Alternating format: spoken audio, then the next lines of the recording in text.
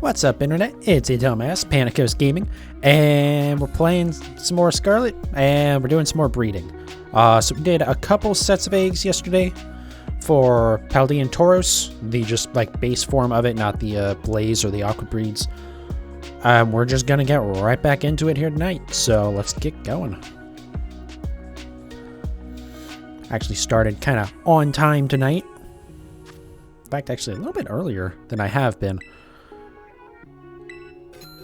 Fortunately, I did get out of work later, but also my work closes 2 hours earlier today, so... Or most days, actually. It's more than Friday, Saturday, we stay open longer.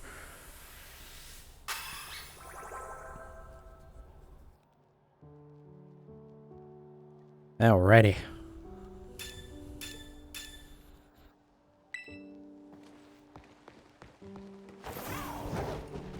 Get over here, spend as much time as we can in picnic. And... Alright, come on. I had out there's like a solid like 5 or 10 second delay there. Call back Koraidon. We don't need you getting in the way. Alright, and here we go. Recording for 1 minute, so... Whoops. Yeah, anyways, I know where I need to... How long I need to go here. But yeah, hopefully we can get this today. I would like to do at least 3 sets of eggs. You know, unfortunately, again, there is a lot of just standing around with these hunts, but it is what it is.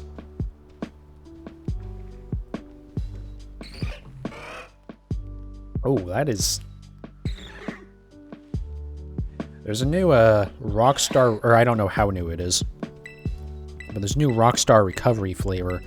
And it's supposed to be strawberry lemonade, and like I taste those flavors, but there's like a nut. There's like a weird aftertaste, or I don't know if I can call it aftertaste. I don't know how to describe it. That's odd. Like I do taste the strawberry lemonade, but there's something else in that, and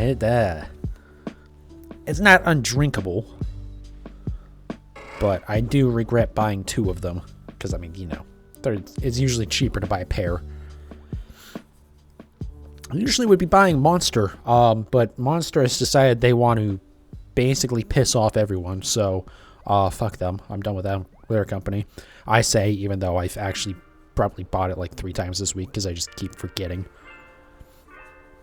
But yeah, they did some shit where they're trying to sue an indie developer because their game, I forget what the actual name of it, but like the subtitle is something like Monsters and Demons.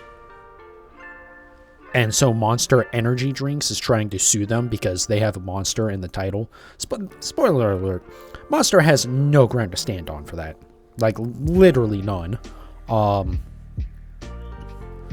Because you can't trademark a single word in the dictionary. Now, you can say that another company can't call their energy drink a Monster energy drink. That's fine. They do have some trademark protections there. But you can't sue a completely unrelated product just because it says Monster. And again, they're not even calling it Monster the video game or anything. It's just, it has the word Monster in the full title. Absolutely ridiculous. Not the first time Monster has done this shit. But basically everyone is laughing at them, pointing at them, and asking, what the fuck are you thinking? I kind of said that backwards, but whatever.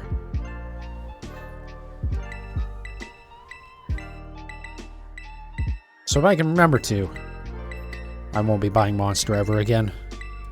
I'm sure that'll change. The problem is, so I really like the non-carbonated drinks, right?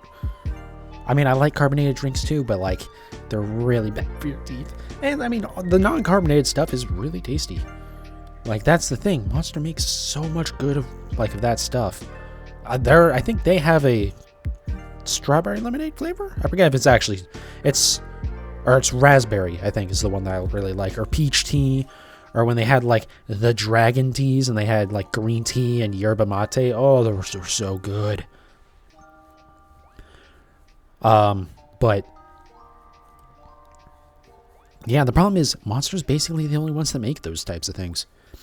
I don't know of any other non-carbonated, like, type of energy drink besides Rockstar Recovery, but all they have is the 3 flavors, and one of them, like I, just experienced, is not great. Also, I don't really like orangeade flavor. That's true of both the Monster and the Rockstar one. So it's like, literally, what, I'm only going to get the lemonade flavor? I mean, I can. I guess I might have to. But please, by all means, if you know of any, like, non-carbonated energy drinks that might be something that I can actually find in the US, specifically, like, in Arizona, feel free to let me know.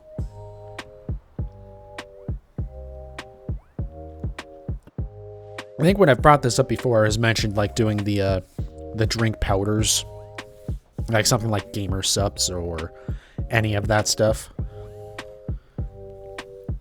which is not a bad idea, and I might start doing it, because again, my options are a little limited.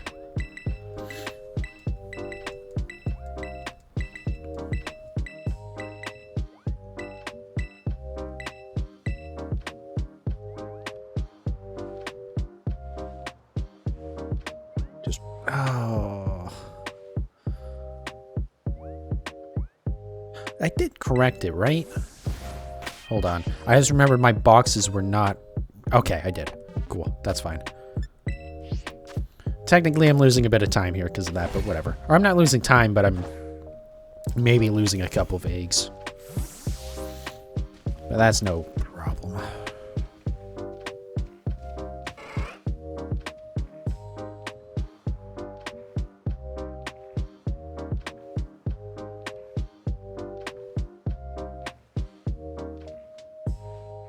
Yeah. Oh, so, raid news. It was announced that, next weekend, on top of the Typhlosion raids, we're also going to have the Blissey raids come back. So I'll be doing that next week. I'm actually kind of happy about that. It was kind of similar to, the Ditto raids, where there was a bunch of Terra Shards and like, XP candies that you could get from it. I'm going to bring it back up real quick, actually, so I can look at it in a second here. But yeah, that was the weekend, or that weekend came during the week where I didn't have internet. And I didn't care enough about Blissey raids to hotspot from my phone to at least activate it, right, to download the information. But, like, if it's available, maybe I'll do it. I didn't see how well the Ditto raids did on YouTube. Yeah, okay, on Twitch. We've been doing well on Twitch. Been having a good time. Really? Okay. Keep on mashing A, but then I, like, hit A after I've closed the dialog box. But yeah, let's see here. Let's see. Return Terra Shard and XP candies. Yeah. Okay, so, like, unlike Ditto, there was a lot more emphasis on the Terra Shards, which is nice.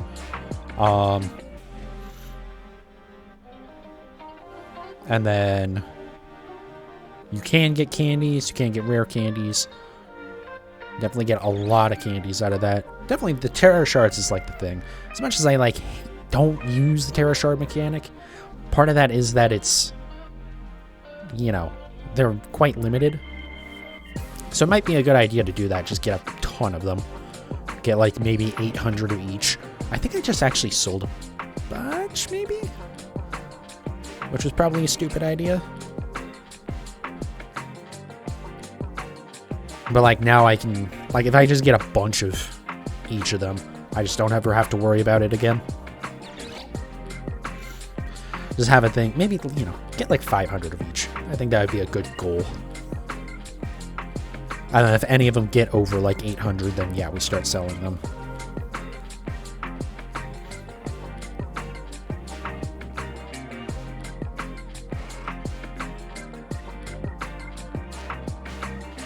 But yeah, it'll be great to do this. I'm hoping we can get the Tauros tonight. I mean, obviously you hope you get the shiny Pokemon on the first egg of every hunt. But, yeah, you know, that's never going to happen. Well, I shouldn't say never. It definitely can happen, but it's not likely. But yeah, if we do like 3 sets of eggs tonight, which should be, what, about another 180, so we should be around 300. I mean, that is at least close to the mark where you're at, like, 50% odds of having seen the shiny, right?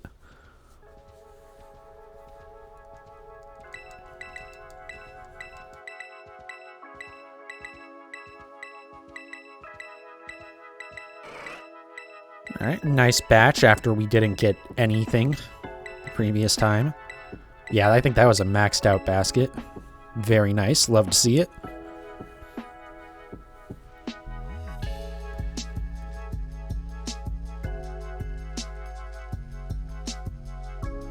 Just got the chill stream beats going again. We're on the lo-fi playlist tonight.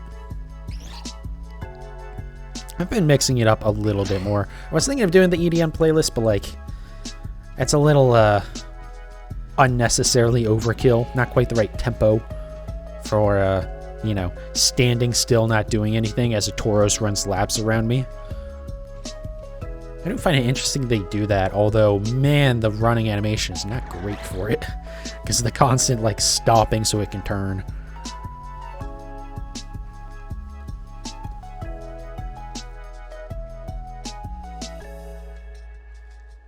But yeah, this will be the last stream for a couple of days. I was actually not sure about streaming tonight. So, I was going and I was looking at, like, the, you know, the analytics on Twitch.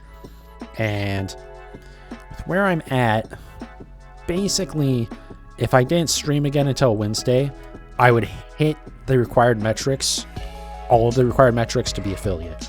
But then I was looking at it while I was working. I had some downtime. I just pulled up the Twitch thing for affiliate, and it was saying that once you reach the thing, you'll receive an email and a notification about it within a few weeks. And I was like, well, I don't know if it might be a thing where, like, if you hit affiliate and then immediately tank for like a couple of streams, I don't know if they'll still give it to you, right? Or, you know, if I do affiliate and then the next stream, you know, like I get no viewers and just the number goes down, it like, oh, you know, how does that affect things? I don't know. In theory, I would think once you hit the metric, then it's like, yep, you're good, go ahead. But I just don't know. Being that it takes a few weeks, it might be possible that if you fall back below again, then, like, they just don't offer it to you. So I was like, fuck it, I'll just stream tonight anyways.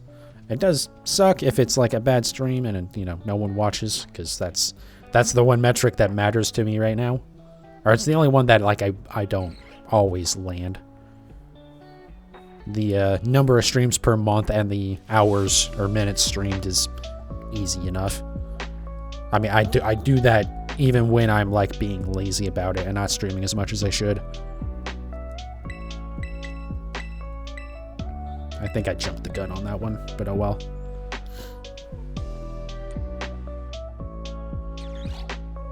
But yeah, it was a thing where it's like, well, if I don't... Because the thing is, so it's average 3 concurrent viewers over the last 30 days. So that means while you are streaming, you need to be averaging at least 3 viewers, which is fine. But I have a couple of very not good streams right at like that mark where over the next couple of days they'll actually fall off of that last 30 days, which are kind of holding back the numbers. And then so if I didn't stream today, if I was just like, yeah, fuck it, I'll just be lazy and not do it. By Wednesday, with those disappearing, my average would have hit 3. But again, it would have been for like one day. I just don't know if there might be more to it than that. More to it than just, you know, hit those numbers at any point. And then as soon as you do, you're instantly qualified. I assume what the reason why it's a few weeks is, by the way, welcome in, Jed. Another interesting emote. Woody, like, shaking someone's hand. Woody from Toy Story, that is.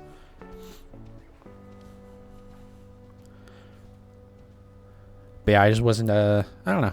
Plus, it's also, I don't know. Part of it just, like, it feels really weird and kind of scummy to me But it makes perfect sense to like just be like, you know what? Let me game the system. I'm gonna not stream on a day that I had scheduled. And then that way I'm like kind of gaming the numbers to try and get over that that affiliate mark. But I assume anyways, what I think I was gonna say was the reason why they take a little bit to like actually offer it to you is I assume they review your channel. Not necessarily to like be like, oh, we're not sure if you actually deserve affiliate, but just like look and make sure you aren't doing anything heinous, you know? Because they can't monitor every stream, right? Especially the tiny streamers. It's just like a thing. They just can't. They're not going to have the manpower. And it'd be a little absurd to think they would have the manpower.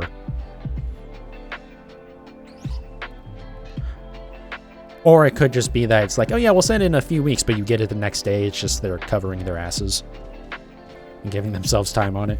Anyways, either way, I mean, I also was thought about it. It's like, you know what, honestly, if I don't get, or, you know, if this stream, like, ends up tanking the number and I miss the affiliate mark already, I mean, obviously it's disappointing, but also, like, my logic with not having, like, doing tipping through stream elements has always been, if I'm not getting at least enough viewers to be eligible for affiliate, there's no point in having that stuff, right? It's just an extra headache, and you have to worry about chargebacks and shit for something where you're gonna make $3 a month, you know?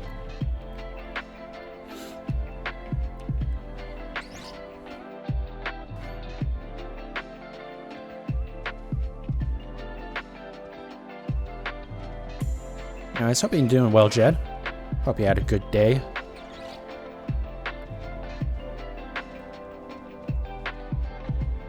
It was pretty easy.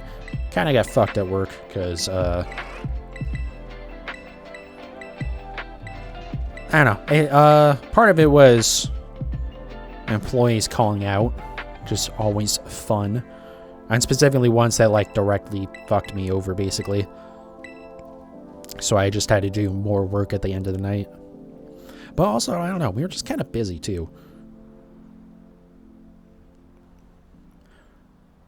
Usually it's like I have some, you know, more downtime than I did. Where it's just like, yeah, I don't have anything to do at this exact moment. It's okay. Fuck around, browse Reddit for a few minutes, stuff like that. But today I never really got a chance to, like, not do anything.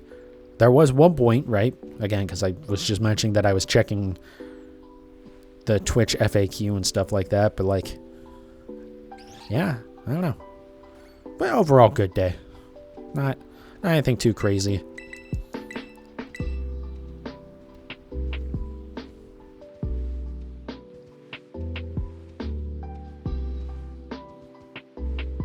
I found out my buddy is, like, thinking about buying sim racing type stuff, or specifically like the wheel, the shifter, and the pedals, and not like cheap ones either, like probably $400 to $500 worth of like stuff for it. And he was like, yeah, I want to know what you think about it. It's like, dude, I don't think you have the space to do that. That stuff is not going to work very well on your desk. You might have enough room physically, but it's gonna, I don't know how much enjoyment you're gonna get out of that. Maybe not, certainly not enough, I don't think, to justify spending the money on good equipment. Like, you don't want to buy the cheap racing wheel, because it's, those things are not, they don't feel good to use. Because it's, like, for the steering wheel, it's just rubber bands, basically, inside. Or it might be a spring, but basically it's just that, some mechanism like that inside to resist your turning and making it self-center, which isn't, you know, how a car actually works, right? It kind of works, and for a cheap wheel it's fine, but like they don't feel great.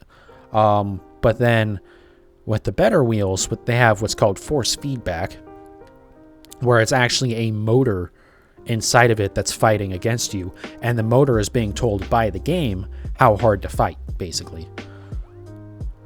Or maybe fight's not the right word, but, you know, how much resistance it needs to give you to make it feel good and realistic. And it's the same thing with the pedals as well. Although pedals just being like simple resistance isn't as bad, especially for the gas. But with like the brakes, it's kind of nice to have ones that can like change the load on it. Yeah, it's kind of a bitch story. That too. That was a funny thing. I was watching, I think it was the Linus Tech Tips video where he was going over all the builds that he's done over the years, or a lot of the builds that he's done over the years, besides like the ones that were necessarily on camera, but like his first computer that he built and stuff. And there was a photo of one of his setups, and he makes a joke to be like, and you can see my racing wheel in the standard position stored in its box under the desk because no one actually uses them. It's like, that's too real. I used to have a racing wheel too. That was a nice one. The thing is, when I got it, the apartment that I was living in, it had a desk that was like built into the corner of a wall. So like you can mount that thing onto there, the wheel that is, and it did not budge whatsoever. You did not have to worry about that moving. It felt so good to use. And then later on, like a year later, I moved, and the place I moved into, it was just like renting a room in a house, right? I think I was like, yeah, you know, I have this little desk. I know it's nothing any special, but you can use it. I was like, yeah, that's perfect for me. And then I remember that I had a racing wheel, and I tried to set it up on it, and that thing had so much play in like the desk that it was very unpleasant to try and play games on it. I did it for like, I don't even think I actually started a game, if I remember correctly. I had it on the desk, tried to turn it once, and felt the desk like move really bad. I went, oh, this is not gonna be good. I'm gonna like break the desk. So I unmounted that, and then sometime after that, I moved into my own apartment again. I actually bought like a decent IKEA desk, and you know, I thought that was a pretty sturdy desk. I mean, I got that thing, you know, the bolts cranked in there nice and tight and all that stuff. Didn't feel like it really budged when I would like try and move it, but I put the wheel on that, and it had just enough movement on it. Like, not much. We're talking a centimeter, not even a centimeter, like half a centimeter of play in either direction. But it just didn't feel right. Also, I never really got the pedals set up properly. I just had them on the carpet, and so they would slowly get pushed away from me as I would play. So it's just kind of thing. It's like, well, maybe I'll get this figured out properly later. Like 2 or 3 years later, I just ended up throwing it out because it's just like, I'm never going to use this again. And also, I don't think anything beyond like the PS3 generation supported it, which sucked. That was a nice wheel though. It was a Thrustmaster T100, T80. I forget which one it was. It was like, at the time, it was the cheapest force feedback wheel that you could get. And then they replaced it with another one that was in the same price point, but was just like the basic, like, you know, spring or rubber band or however they do the resistance on the cheap ones. And I was like, okay, well, I'm not gonna get that.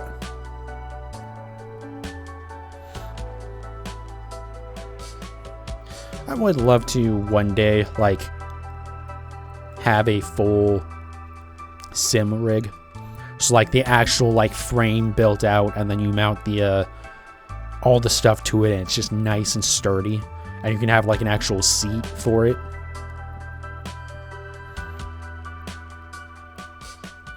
And then get some sort of, like, VR setup.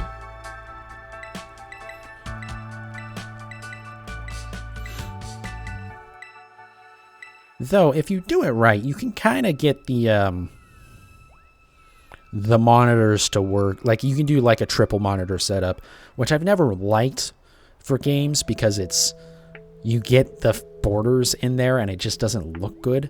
But when you have, like, a setup like that, you can kind of get it set so where, like, the borders are in the, like, spots where you would have the blind spots for the car anyways, right? On the pillars, basically.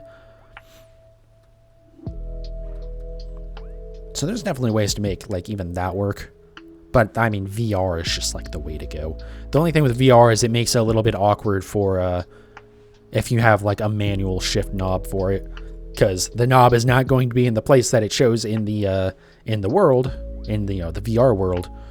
And so you go to reach for that and you, like, punch your fucking frame or something. But for paddle shifter stuff, God, that's so good. That'd be insane, but my God, it would take so much space. Yeah, oh yeah, those are definitely... That's not something you do without a little bit of space to spare.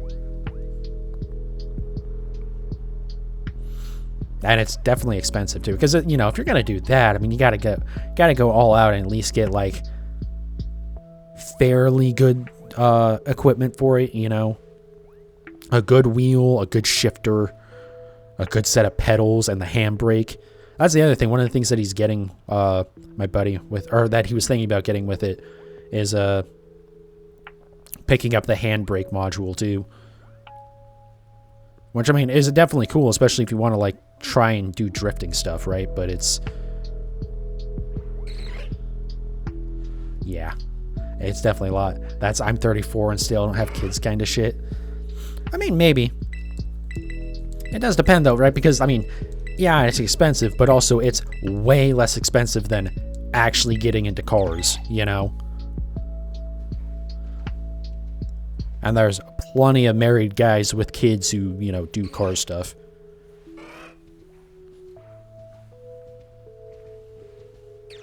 So, you know, that's just how you convince your spouse to let you spend money on a simulated racing rig. You just tell them, well, I mean, hey, it's cheaper than building the actual race car. And, you know, hope they don't make you go sleep on the couch. Yeah, but cars go outside. Yeah, I mean, I would definitely rather have the actual car. For sure. You can't beat the feeling of actually, like, hauling ass in the car. Because there's just so much stuff with that that's just, like, you can get all the stuff to try and simulate, like, you know, the road not being perfectly level, so it's, like, vibrating a bit. And even, like, you know, pitching down when you slam on the brakes, or pitching back up when you slam on the gas. But you're never going to quite get the feeling right for that stuff. Because it's just, you know, you're only going to have a couple inches of movement on each corner, right? And you don't have the, like, actual inertia of you are physically going 150 and then you slam on the brakes and your body slams into the fucking, into the harness, you know? Though there are some, like, insane rigs that do that, where basically they go way overkill on the actual movement. So instead of, like, pitching you a little bit, it, like, throws you way forward. But if you do it right, it's, like, actually feels correct. You just have to make sure that you can't actually, like, see your peripherals. Otherwise, you probably start throwing up.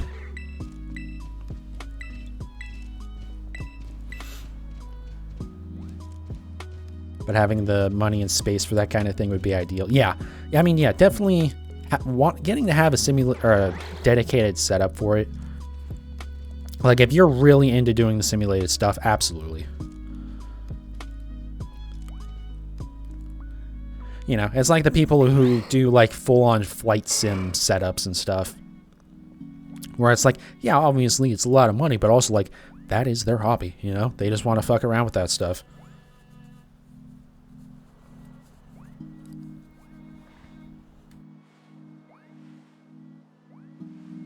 But yeah, that's the thing I was telling my buddy, though. It's like, I've been in his, you know, where his desk is and stuff, and he does not have the room to set that shit up. It's the same thing he was talking about, like, buying a VR headset at one point, and it's like, sitting down for VR is not that interesting a lot of times, I feel like. Like, the real, like, thing about VR is being able to move a little bit. And, like, dude, you don't have any room to move around in your room. What are you talking about?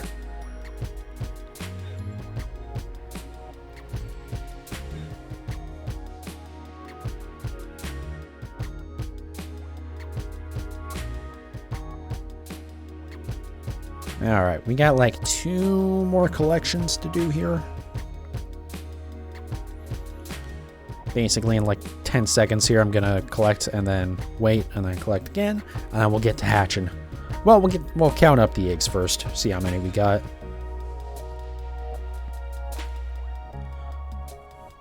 Yeah, I really wish there was like something more to do with doing this. It's not as bad as I thought it would be.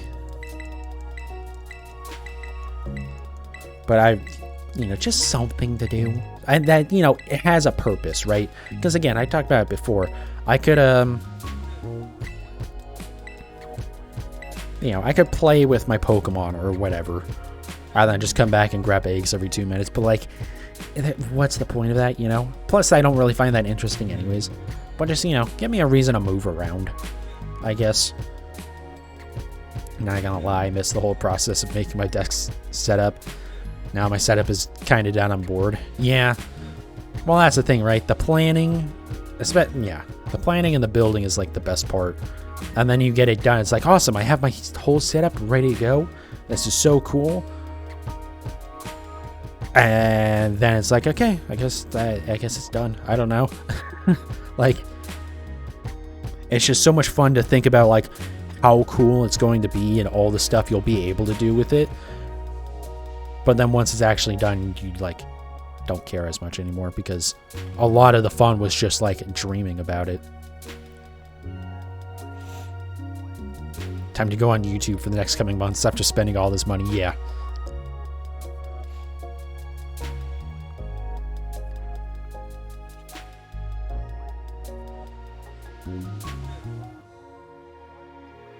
Yeah, I've been almost having the itch to, like, think about upgrading my system, my computer. I can't really do much about my, like, my desk and stuff right now. Hopefully soon. I might be moving again soon, which would be really nice. But who knows with that. But anyways. But yeah, I've been, like, almost having this itch to upgrade my system. But it's like, I know if, like, I upgrade, I basically have to do a full upgrade. And yeah, I have, some money saved up, but like, it's basically going to clean out the money that I have saved up. I don't necessarily want to do that quite yet. Okay, a little bit more than 61 this time. What's that, 65? Nice, okay. Where are we moving these? Over here.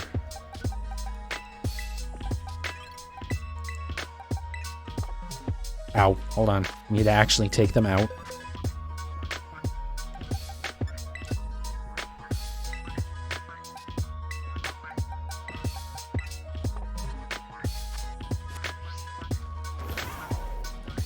Alright, here we go. On to the hatching.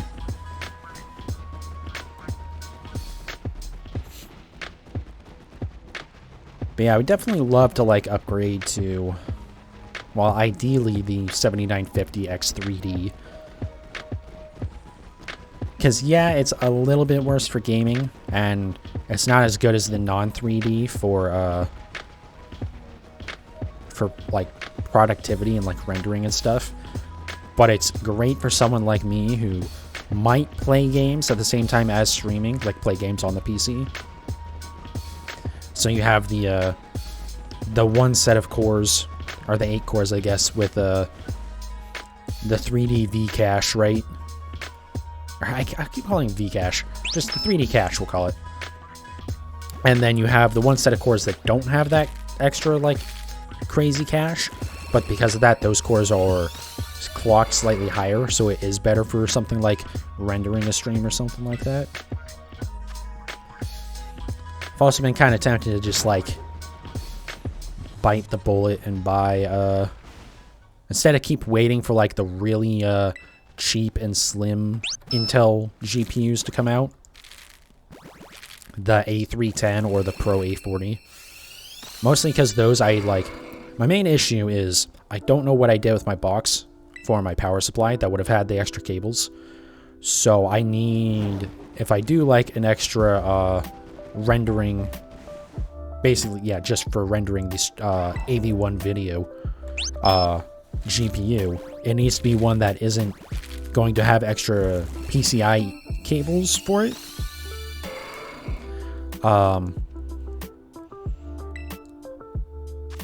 yeah, that's the problem. Most of those new GPUs need that.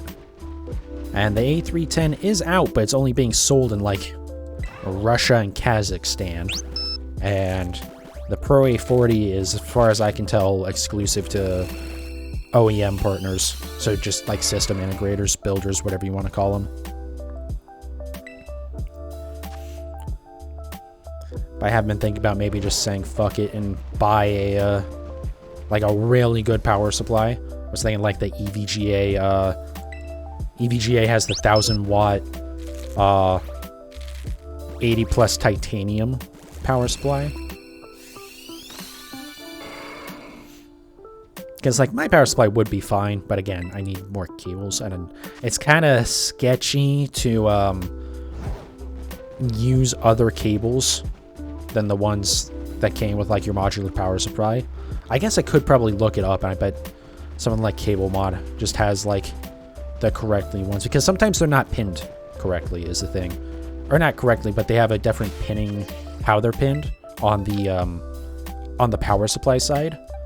Obviously, where they plug into the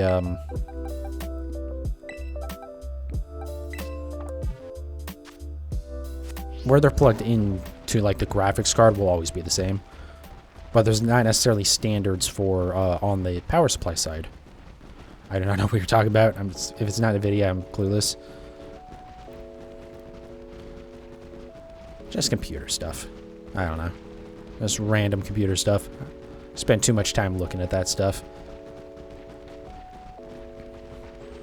But yeah, so I don't want to like mix and match like cables for the power supply. Plus, fuck, I miss EVGA making graphics cards. So I like really want to like have a reason to buy any of their other products, like a new power supply, because their warranties are so good and their products are so good usually. But yeah, just do that, get the extra cables, and just throw the we'll call it the top of the line Intel GPU, but like, you know, they're not terrible, and they've gotten a lot better since they came out because the drivers have gotten so much better, but like, you know, it's really a mid-range card. The problem is Nvidia has basically abandoned the mid and low range, despite still marketing their products as that, but they, you know, once the fucking new 4070 start at like $800 fucking or something stupid, and it's like, fuck off. I remember fucking my first gaming computer, I had a 660 Ti, and that was $300. So like a 4070 or a 60 or 670 would have been, you know, $350, maybe $400. Now you pay fucking twice that for the same tier of product.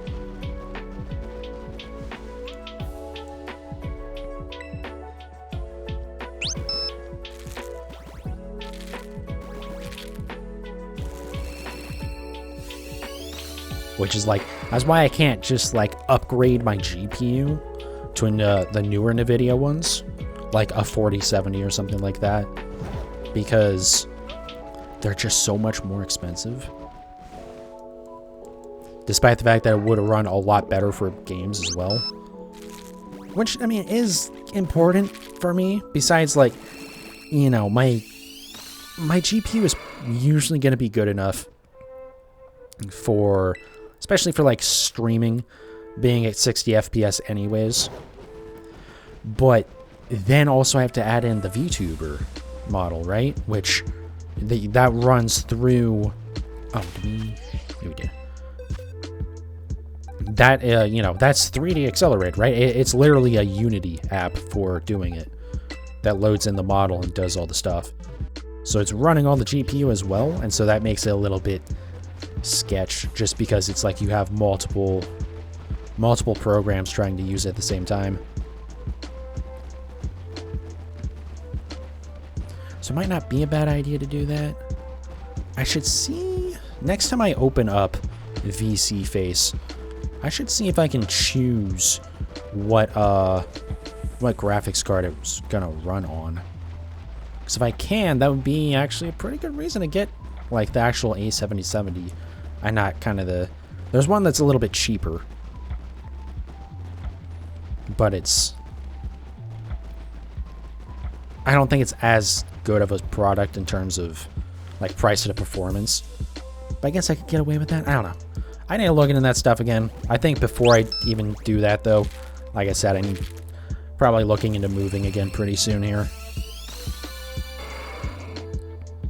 So that way I can, like, have the space and everything that I need, and just, you know, have that done and settled as well, so I'm not worried about, like, do I need to keep saving money to move? And then I can worry about starting to upgrade my stuff.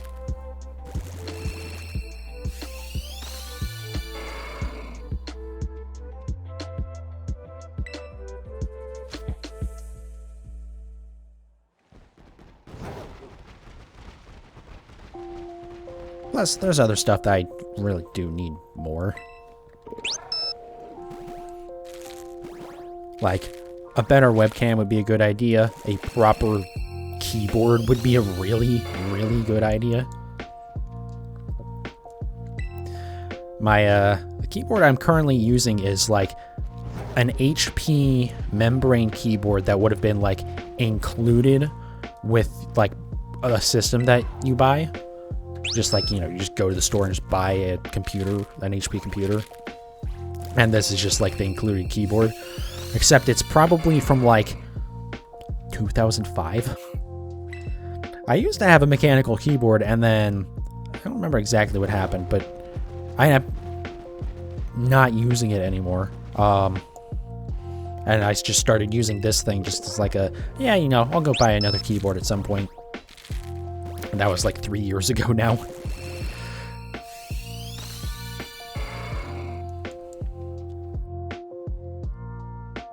It's an ancient artifact at that point. Yeah, honestly, I'm surprised it works as well as it does, and it's not like, it's really not that dirty. There's definitely a lot of, like, you know, junk between the, or underneath the keycaps.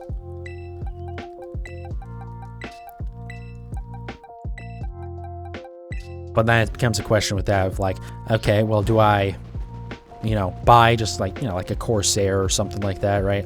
Or do I really go full stupid with it and get into like building a custom mechanical keyboard and stuff?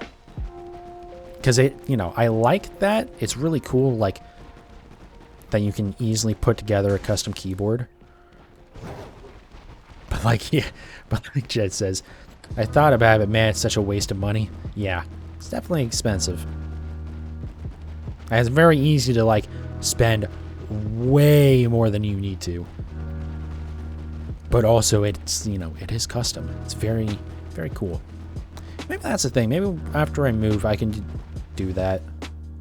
Like, get my stuff set up. Maybe, you know, once I get a better webcam, and then I'll have the extra one still. And do, like, a stream of me building my new keyboard. That could be pretty cool, actually.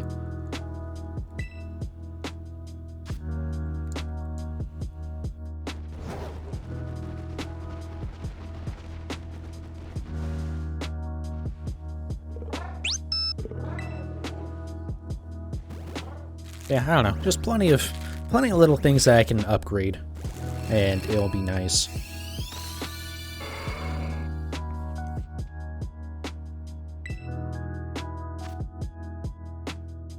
But we'll see going in the future here. Like I said, well, I guess I didn't say, but what the fuck was I trying to say there? Yeah, I want to move soon, but it's like I haven't even looked into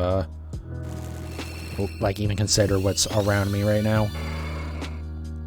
That's the thing. Fucking prices got so out of control. Because the real estate prices were just so stupid.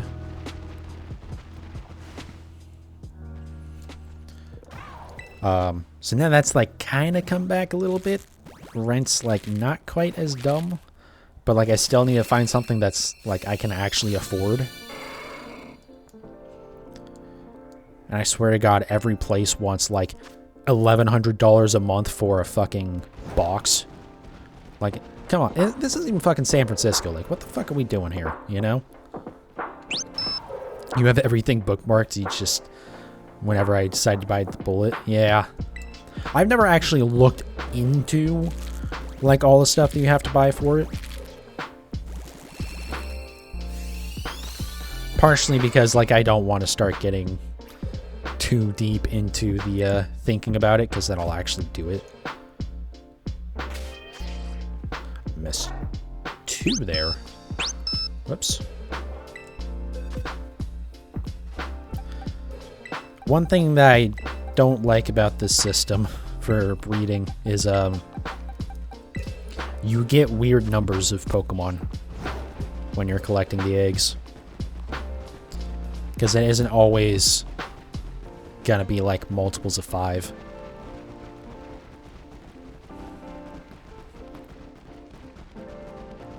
But oh well.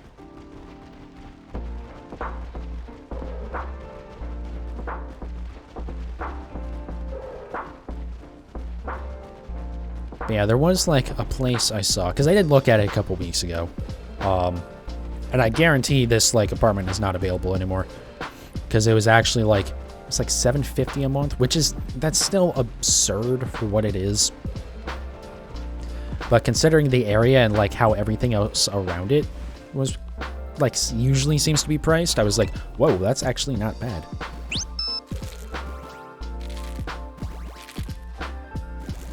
But like, the problem is my my work schedule is changing a little bit, and I wanted to make sure like what that was actually going to look like. I think it has been settled now, so I can actually be like, okay, hey, also boss, I need a you know, a letter of employment from you, just so I can. It's easier to do that because you can just have your boss basically say, yeah, this is how much they're making, instead of being like, yeah, here's my, let me go pull my pay stubs, or show you my bank accounts. But I've had issues with that before because I have a it's a really dumb issue because my fucking bank, god, I need to fucking do business with another bank, fucking god. But anyways, when my accounts were originally set up a long time ago, but I mean, it was, you know, it was an under 18 account, right? So I didn't really control it. And then once I turned 18, actually a while later, it was like almost a year later, because I hadn't been to the bank, and they were like, hey, you should probably update that so it's not a youth account anymore. I was like, okay, yeah, let's do that. But they, for some stupid fucking reason, left my stepmom's name as like one of the names on the account, which was fine for years and years. I didn't even realize it was an issue for years and years. And then there was one point when I moved a few years ago, and I was moving into a place. I was moving in with some other people, but they were leasing the place, and so I still had to go through the whole leasing process with that company. Fuck Main Street Renewal, by the way. Fuck that company. Do not ever fucking do business with them. God, they fucking suck. For this being one of the reasons why, but also, you know, generally pretty bad when in the middle of the summer in Arizona, you just forget to pay the water bill. Not us, the renters. The fucking leasing company forgot to pay the fucking water bill for the entire fucking property, and we all went without water for 2 fucking days in the middle of fucking Arizona summer. How the fuck you do that? I don't fucking know. Anyways, rant over on that. God damn, that was so stupid. Don't ever do business with Main Street Renewal. But yeah, so when I was doing like the, oh, right, we patched everything. Sorry, I got it distracted. A little bit of a rant there.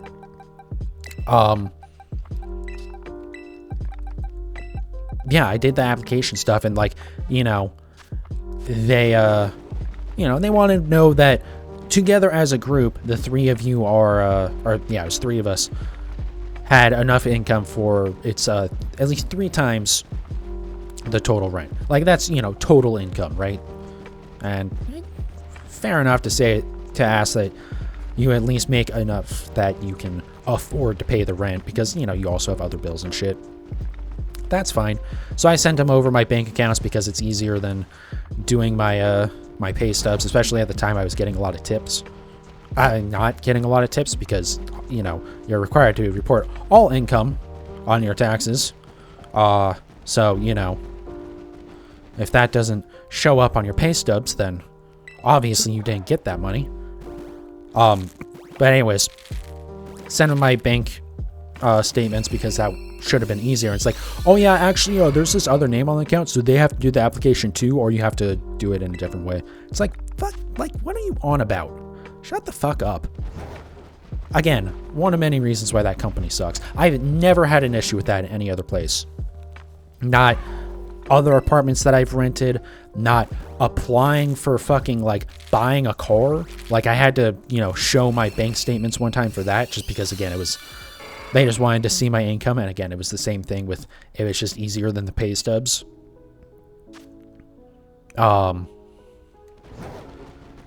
And am I counting these? I'm not counting these. God damn it. Sorry, I keep getting distracted on that. Oh,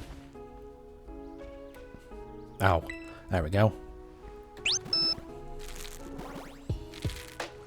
But yeah, I mean, that was the thing. But I ended up working out that the other two guys that were there were like, okay, well, our income's already over the mark for this anyways, so it doesn't matter. And, like, basically the company said, yeah, I mean, I guess you don't have to submit the pay information for the other guy as long as the other two have enough to cover that mark.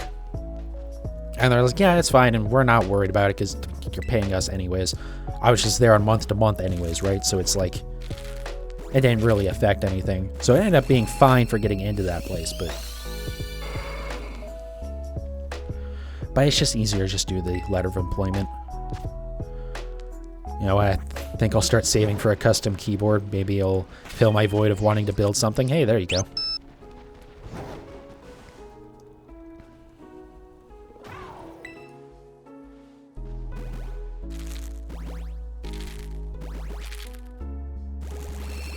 But yeah, anyways, I need to probably this like Tuesday, because Monday I need to, like, so tomorrow I need to actually, like, get my tax stuff done. I tried to do that on Friday, and I tried to use the same place that I used last time. God, I'm being really bad about that today. I'm sorry. I'm being so bad about keeping up with the counting. But yeah, trying to use the same place as last time, the same website, because it was free, you know, and it worked fine. So it's like, awesome. I do all the entering, all my information, you know, kind of a pain in the ass because I was also doing DoorDash for a couple months last year before going back to my old job. I hate how the camera gets a little weird sometimes. But yeah, so I, you know, had all my information entered. You know, this was like an hour before I had to go to work. And I was like, okay, let's just, you know, enter my bank stuff because I owe the federal government like $200 or like $100, I think it was. But then the state owed me like $200. But so I had to enter the information for both paying the feds and then also getting money back from the state. Whatever, got it all done. Then get to the end and it's like, okay, by the way, it's $150 to submit. It's like, what the fuck happened to free? The whole situation with this is weird. But I had assumed, because it was free last year, it'd be, well, free this year. That didn't seem to be the case. But I was like, okay, you know what? I know if I don't do this right now, I'm just not going to do it. Or I'm going to be really lazy about doing it later. And I'll wait till the last possible second, like an hour before the end of the day on the 15th to fucking submit this. Let's just not do that. You know, let's just, fuck it. Let's just bite the bullet, whatever. I'll never go back to that website again. Just fuck it. Enter my payment information for it. Pops up. Hey, either address or zip code isn't right for your credit card. What are you talking about? Tried like 2 or 3 different ways. It just would not go through. Then tried a different card, and at that point they were just like, yeah, I don't know, there's something wrong with it. You'll have to contact us. Like, all right, bye. You literally like tried to do, not really a bait and switch, but you know, have me bet on the fact that it was free last year, so it'll be free for me this year too. And then you still just wouldn't take my money. So like, fuck you. Bye. I'll just go back to the IRS website and find another free option. It should just be an IRS program to do it. But thanks, TurboTax, you fucking cocksuckers. That's a word that will absolutely eventually become really bad to say.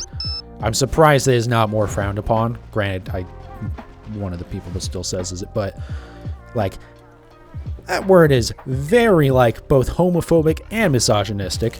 Not that's how I'm using it, you know, I'm using it as a general insult. But also, I recognize that eventually people are going to start frowning on that one, right?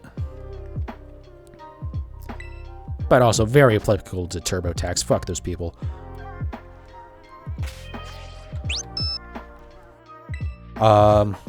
Anyways, but yeah, here's the thing. So I actually went back to that, like, later that night when I got off my job, because like, whatever, I'll just get it done by the 18th. Let's just look into options for it. That same website is actually on the IRS website for free, for like offering for free. So I don't know what's going on there. And again, like, I would say maybe something to do with the fact that I have the DoorDash, so I have like the 1099 form or whatever for it. So maybe that changes it and is free normally for like a basic W-2, but not for that.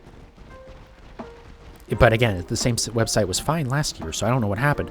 But then it has the like thing that says click on the offer. I was like, okay. So then I go and click on that and look at it's, you know, goes back to that website and shows the thing that like, yeah, you know, as long as you make under whatever amount of money it was, it's free to file with us for federal and state. And if you make more than that, it costs this much.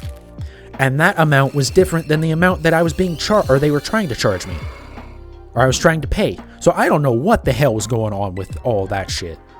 Like, there's something weird going on there, and I already wanted nothing to do with it because it should not cost $150 fucking to file your taxes. Fuck the fuck off.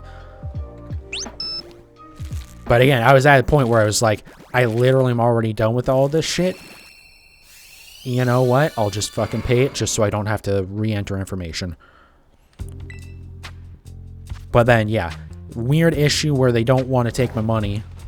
Though, funnily enough, I had like 4 or 5 pending charges on my credit card. They cleared up by like the next day because they weren't actually charged. They were just trying to do pending authorizations. But like, that freaked me the fuck out. Because like, I swear to God, if these motherfuckers actually try to charge me like $600 because they lied and said that my information was incorrect, but actually it was, and they just charged me anyways just to get me to hit the button multiple times. It's gonna cost them a lot more than $600. Let me tell you that much. But no, again, it's just pending charges. Whatever, it's a thing that happens. It just worried me, especially with how weird it was.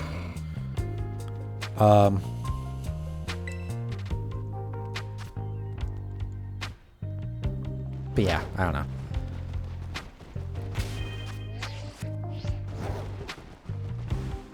Anyways, yeah, I need to deal with that on Monday, which just sucks. Then maybe try and look at apartments on Tuesday. Just figure shit out.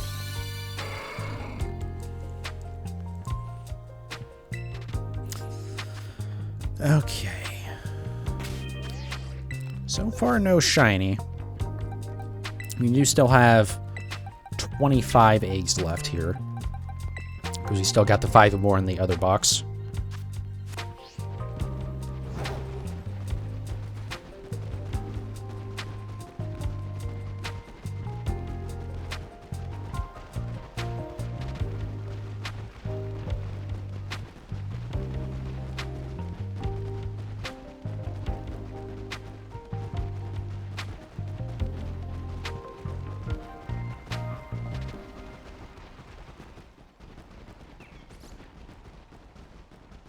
Man, I don't know why it does this thing where the camera gets kind of zoomed out. It's not like, I know, like, in the open world, you can press the button that makes you, It does zoom out the camera, but that's not what's happening there. It's like when I'm going around one of these corners, I don't know if the camera's getting stuck on a light post or something, but it's just like falling behind on its own. But then it's also like feels like it's pivoting not around your character, but like a different point, so it feels weird. It's kind of hard to describe it.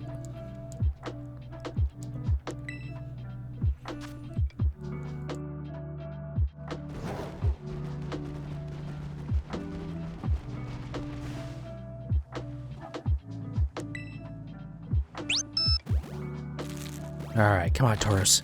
Give me a shiny. Like yesterday, if I get this in the first set of eggs, I will definitely... I'll definitely just switch over to the fire form, Blaze Breed. We'll start working on that. I barely even have to change the title for that. I think it does the game refer to this as Paldean, and then the other one is Blaze Breed and Aqua Breed form. So it's technically this is the only Paldean form, but also like whatever. I mean, I'm changing the title anyways. I don't even know what I'm saying at this point. It's been a long week of working. Been a bunch of good streams over the last few days, but definitely streaming pretty late. Like I think last night I was streaming until almost 3:30 in the morning. Actually, I think it was past that. It was like almost 4.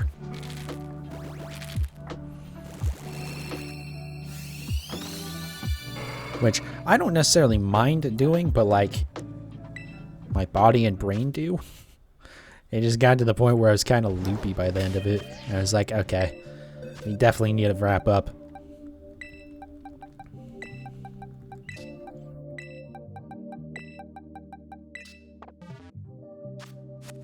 Alright, here we go.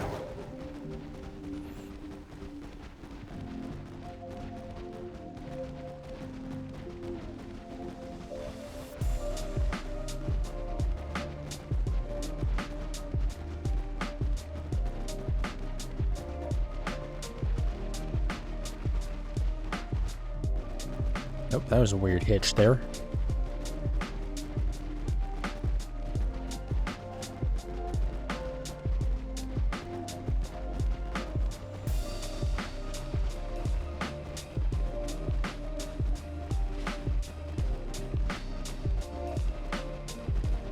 It didn't swap out, right? Yeah, okay. I always get worried after I, go for a little bit of running. And then it's like, fuck, did I remember to actually swap out? Because I have, done that before, where I'll just, run around for a long time, and then suddenly be like, wait a second, nothing's hatching. What's going on here? Oh, right, I forgot to actually put more eggs in my party.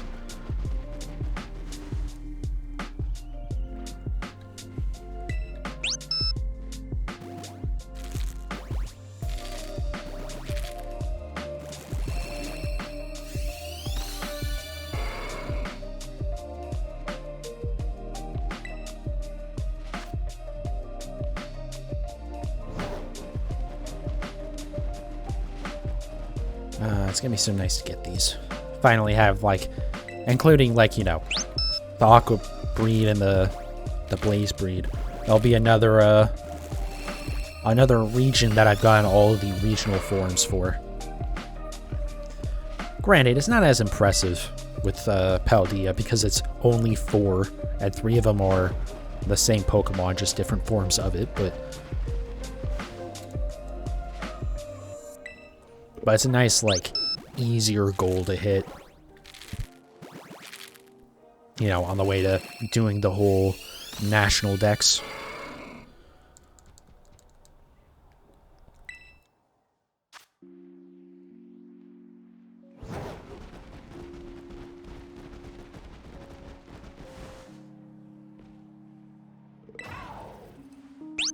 But yeah, I definitely want to get all the Gen 9 Pokemon after this, or at least focus primarily on that.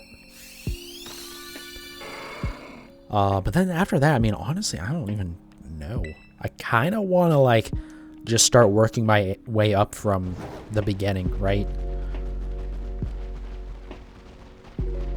That seems like the simplest and smartest thing to do. Because I could, like, after finishing Gen 9, go back and work on all the Sword and Shield Pokemon and then figure out where I want to go from there.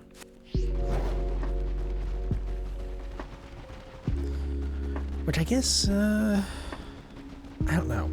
Might not be the worst idea to do that, because then, like, if I ever completely get, finish at least all the Pokemon available in Sword and Shield,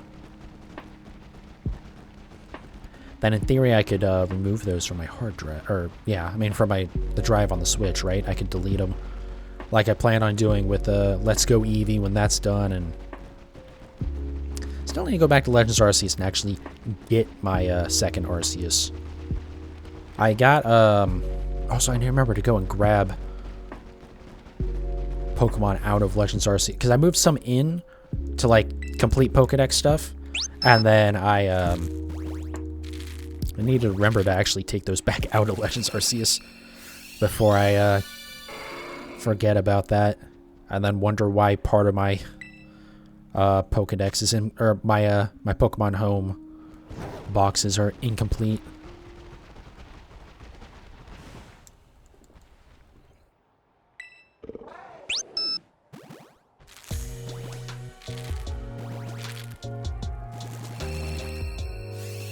But yeah, once I'm done with getting my Arceus from that, just to have a duplicate, I don't know, like, there's still Pokemon I can shiny hunt in that game,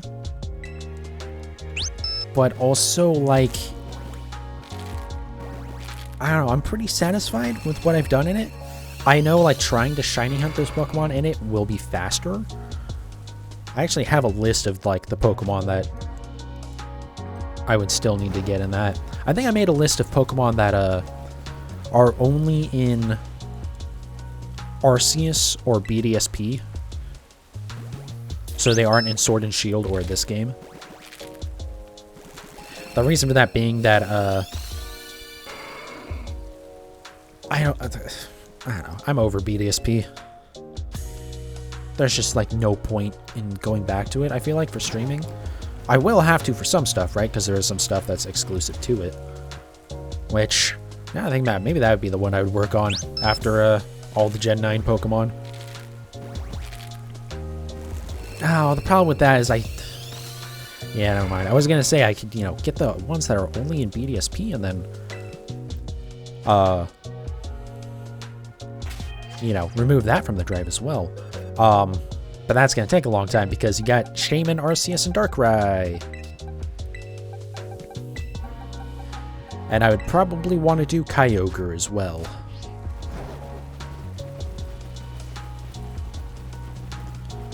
Because you can get Kyogre through Dynamax Adventures.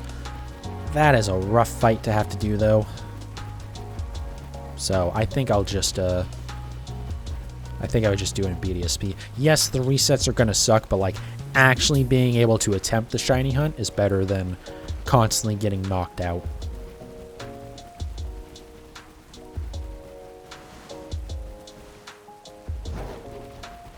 And, like, even if there's a chance that I can get the AI to be cooperative with defeating Kyogre, let's say 1 in 10 fights I can actually beat it. Because that is a very difficult fight with the AI. It's a pretty difficult fight even with, like, human partners, But, same with I was talking about Kyogre. Same with Zygarde. Zygarde is another one that's a very difficult fight. It's just, you really need, like, specific Pokemon. Or maybe not specific, but you really need to think hard about what your setup is going to be. And obviously the AI does not do that. But, like, even if I could, do Kyogre 1 in 10 times, that would mean 1,000 Dynamax Adventures to be at odds for the shiny Kyogre. And being that they're like 20 to 30 minutes apiece, that's a lot of time. The resets in BDSP are long because just opening the game takes forever. But it's not that long. It's not like 20 minutes to do it, so.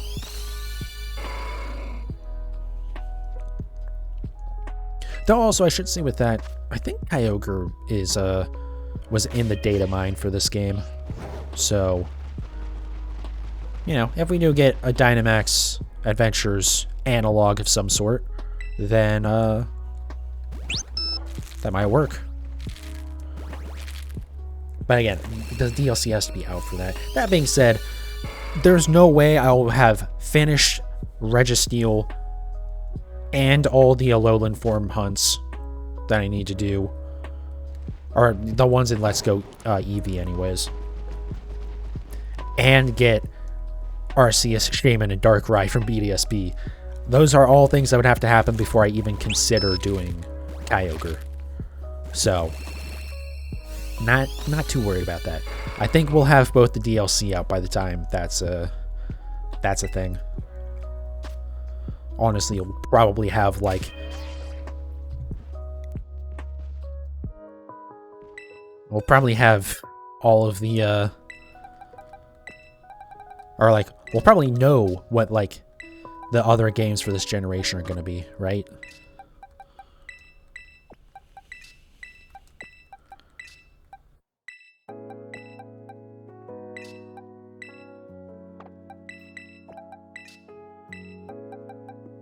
Because we can probably assume, typically, every generation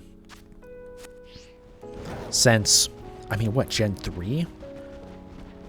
We have gotten at least the, like, the main game release, right? The original 2 games. And then, well, really every one of them has been like, the new generation releases with the new games. So, Ruby and Emerald, Diamond and Pearl, White and Black, X and Y, Sun and Moon, Sword and Shield, and now Scarlet and Violet. And every gen since Gen 3, we've also gotten some other game mixed in there, right? So we had the Gen 1 remakes in Gen 3, Gen 2 remakes in Gen 4. Black and White also got sequels, like actual sequels, like they even follow in the story. And then Gen 6, we had the Gen 3 remakes. Gen 7, we got not really. I guess Gen 7 would be the only one, right? Where we haven't really gotten a different game. Like, Gen 5 it's a sequel, but it's, you know, it is still very similar, because it does take place in the same place. It's still Gen 5 Pokemon. It's not like a remake or anything. But Gen 7 is just like, it's, you know, like the third versions of the previous games that we don't really get anymore. But yeah, and then like Sword and Shield, we had BDSP and Legends Arceus, so that was cool. So, you know, Gen 8, that is. So we'll see what happens with this gen. We can probably assume we'll get something, right? Either like a Gen 5 remake or remaster or re-release or something. And, or maybe, you know, another Legends game. Again, maybe that's what the Gen 5 game will end up being. Is like a Legends Kyurem or something. Because we do know that, other than Furfrou from Gen 6, because looking at, like, the data mine list anyways, the only Pokemon that will have been available on any Switch game yet is Gen 5 Pokemon. So stuff like the starters, or some of the starters, because you have Oshawott, right? And like the elemental monkeys, so like Simisage and stuff like that. It's just what is it, Patrat and Watchog or some shit, whatever it was. That, like, very forgettable Pokemon. There's not many, but there's just a few from Gen 5 that we don't have yet. Alright, and speaking of not having something, no shiny yet tonight. It's okay, we'll just go ahead and reset. And we'll get right back into it. But yeah, so I don't know, it makes you kind of think that maybe also I have like my foot resting on my oh, what do you call it? Surge protector, I guess, but you know, the thing with like it's multiple ports, then you just plug that into the wall. Anyways, I have my foot resting on it. I think specifically it's resting on the power brick for the or you know, the like plug brick piece for the Switch, and I kind of lifted it out a little bit, not realizing. Pretty sure the dock doesn't work at all if it's not plugged in. The Switch wouldn't turn off, at least. Just wouldn't output to my display. That'd be a little awkward. I should probably stop doing that. One of these times I will actually do it. But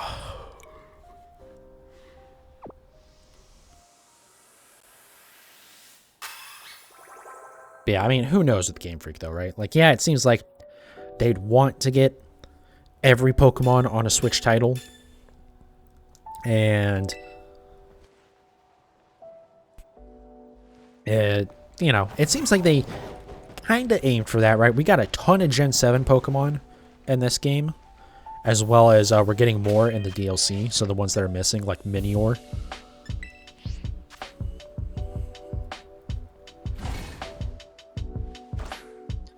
So, seems like that's kind of their plan, but again, like, they do so much bizarre, nonsensical crap. So you can just never tell with Game Freak. Yes, I see you there, Ditto.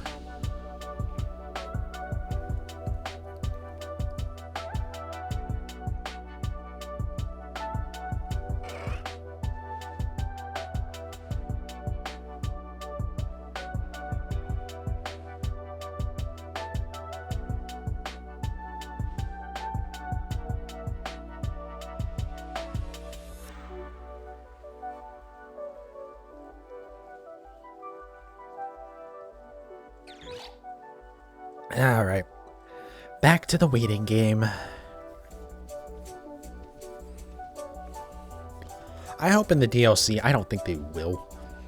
But it would, I don't know, I didn't think they would add a following Pokemon in the DLC for Sword and Shield, so we'll see. But I hope they add a different way to collect the eggs than just standing here not doing anything. Maybe just add back the old daycare center, but keep it where they can store multiple eggs at once and you can pick them up at once. That is perfect. But it would be kind of nice just to have something that would move around for you.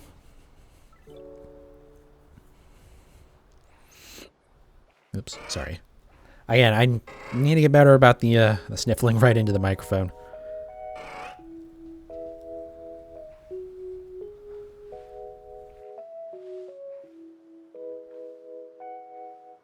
I'm at least trying to get a little bit better about not burping straight into it. I don't know what it is about when I'm streaming. I like, especially when I'm like I have something to drink, like, you know, anything, like an energy drink or whatever.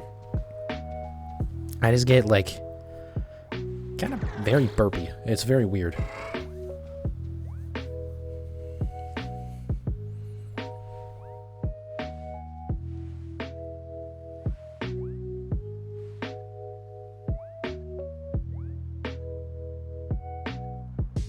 Yeah, we'll see how many eggs we get this time. It would kind of work out perfect to get like 63, right? Because then it would just like actually work out. But anyways, there's something that ends in 3. That way I can get back to like an even number. But for the most part, I've been pretty good about not at least completely losing track of that. I just have to remember what number I'm like, or what the ending number is I'm starting from, So like in this case, 7. So like every time I finish a batch of hatches, so a group of 5, I need to be ending in either a 2 or a 7.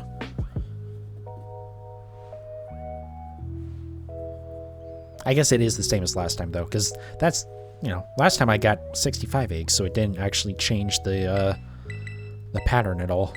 Really? Only 1 egg game?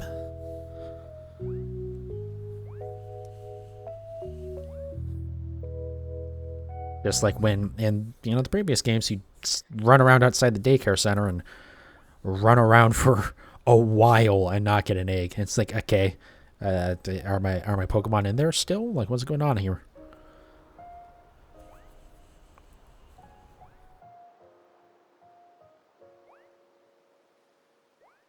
But it has seemed like when it's done that the couple of times so far, the next time I go and pick up the eggs, it's like a full stack of 10. So we'll just have to see.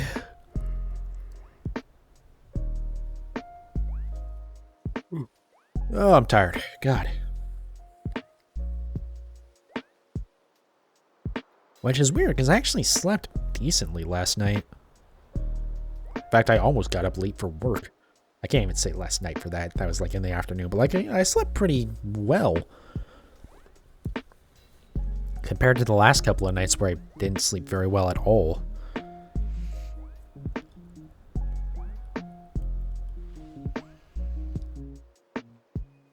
It's just weird that like the previous couple of nights I've been pretty much fine. I mean, again, getting towards the end of the stream, it was getting a little, things were going off the rails a bit.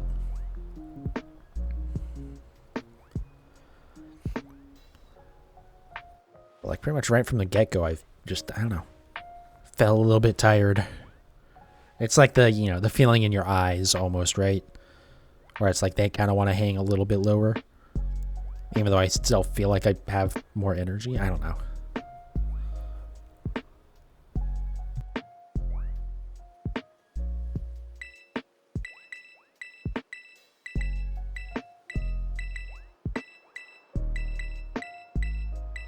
There we go. This is a nice set.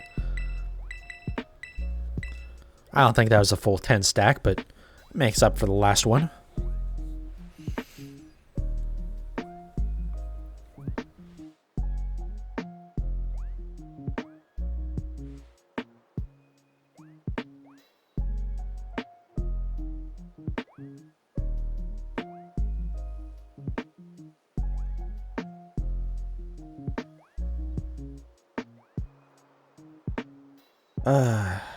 God, I just wish there was more to do with this. Or, like, let me do something during this time. Like, look at my boxes or my items or something, you know? Like, so I can organize boxes. Or at least look at what I have for items so I know if I should go start selling stuff or what. Like, there's not really anything useful you can do while waiting for this, which is like the worst part.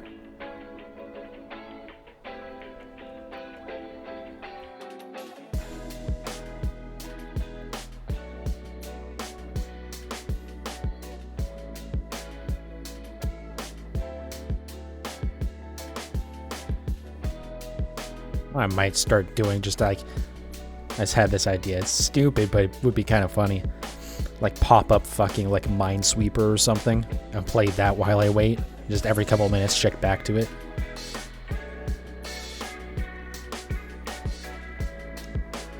Actually would work fine. As long as it did like, you know, in the top right or something where there's no, well, I mean really just nothing that you need to see in any of this during this part.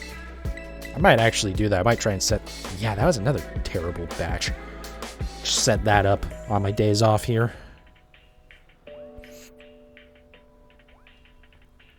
Because, yeah, I don't hate this as much as I thought I would, but also it is going to get very not good. It is, you know, there's only so much random shit for me to blabber on about. Yeah, we got the Blissey event coming up this weekend. So we'll still have Typhlosion. And that'll be in 7 stars. And then some 5 stars will also be Blissey. But that will be good for getting a Terra Shard, so I definitely want to do that.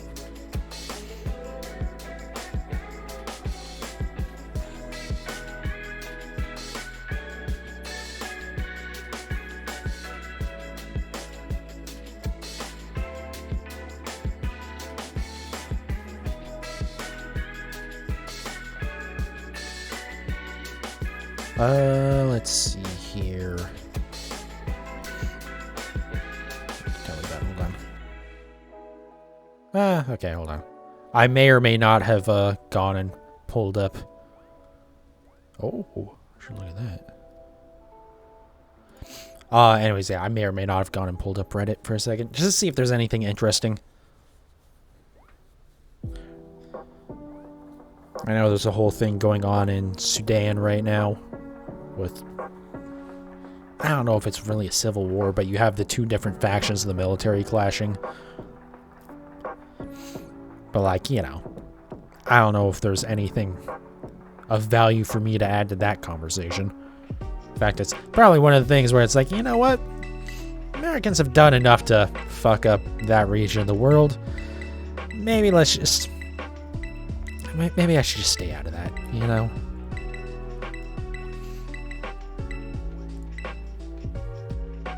I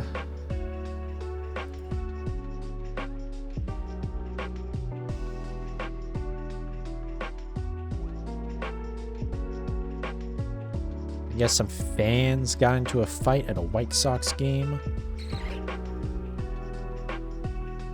I don't know.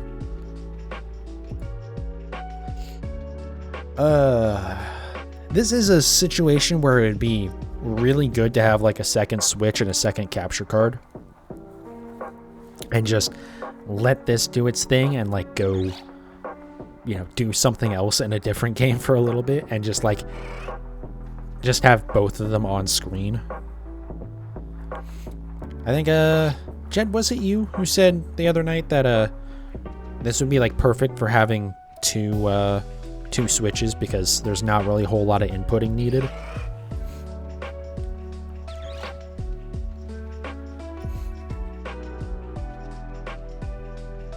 This would actually be great for doing the Let's Go Eevee stuff. So like while I'm waiting on these, I can just mash through a bunch of trades and Let's Go Eevee. That's not good. I don't need an excuse to go buy another Switch. I already have other things that I want to buy. Oh no. Why did I think about that? To be fair, I don't know how I would set up. Well, yeah, I don't know. I would need to figure out how I want to set up having like, you know, eventually like my main GPU and then the one for AV1 encoding.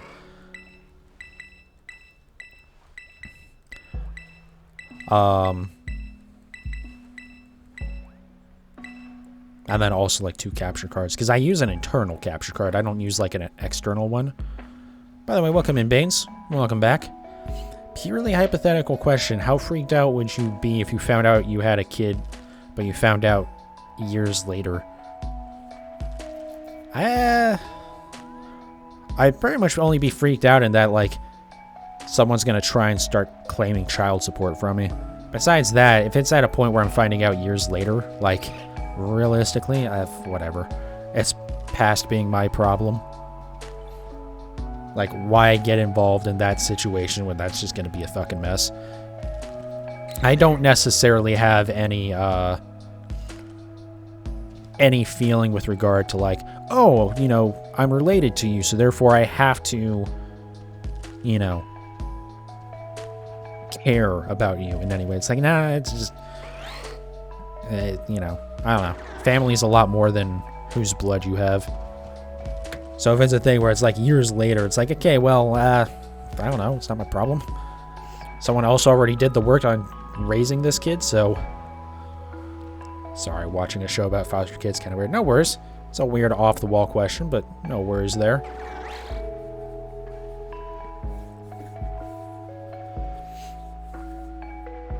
I mean, I have so much to talk about right now. I mean, there's just so much going on screen that it's really hard to talk about all of it, you know? So it's, you know, it definitely threw me for a loop because I was like, oh, how am I going to work that one in my current conversation? But yeah, no, seriously, no worries, man. Take it, still no luck with the Tauros. Nope. We're up to our, collecting our 4th set of eggs here.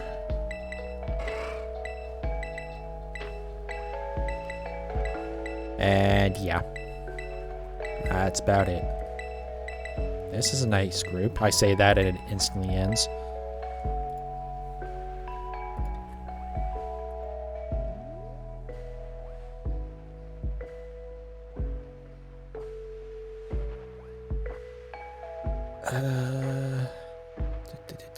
Any stupid shit. Alright, yeah, there's nothing I care about on Reddit right now. Nothing for me to comment on. I still got, I think I got like another 15 minutes on this sandwich. I'll check after I grab the next set.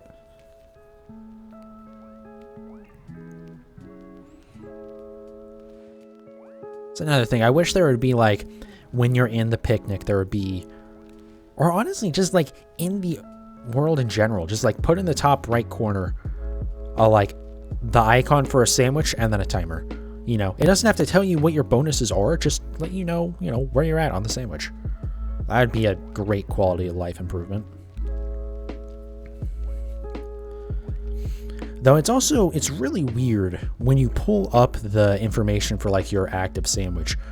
There's so much like empty space there that it really makes me wonder if either they're planning on adding more types of things to that, like maybe you do multiple sandwiches at once, or if they planned on there being other things to put there and they just couldn't get them done in time, or, again, they plan on doing it in like DLC or something. I don't know. But it is weird when you pull it up and it's like, I feel like there's a lot of dead space at this like pop-in banner takes up. I feel like we're gonna not do very well on our eggs here. Yes, we're at 15 minutes. But yeah, just like look at all that extra space there. I feel like there should be more there. And like the build symbol makes me think that like there is gonna be more notifications in that or something, Just a little weird, that's all.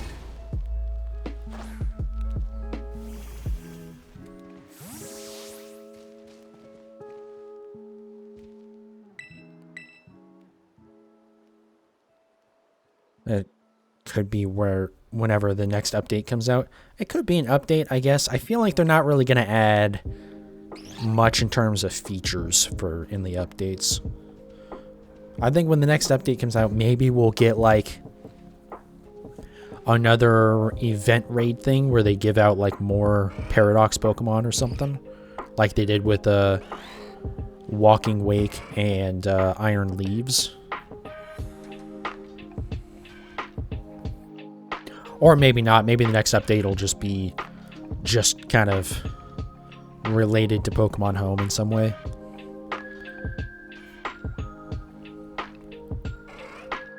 But I don't know. I also don't want to get too hopeful about Pokemon Home being updated at like the end of this month because I've already been burned at the end of February. It'll probably be another island like Sword and Shield. Oh, I mean, we have an idea of what they're going to be.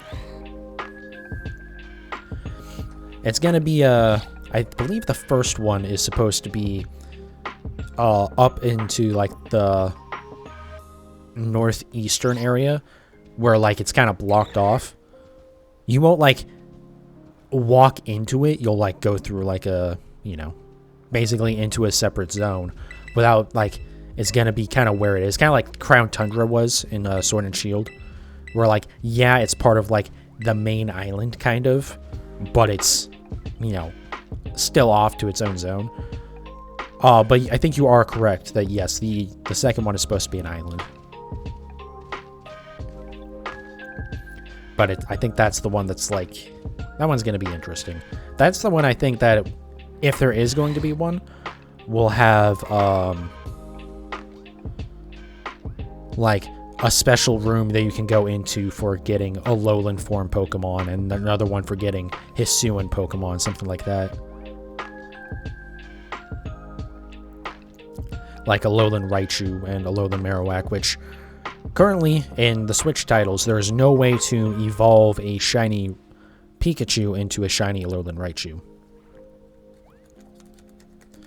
since they're still basically region-locked evolutions. Which is odd. I don't know. Like, I get they probably just didn't think about it when they did that with the Sun and Moon games, but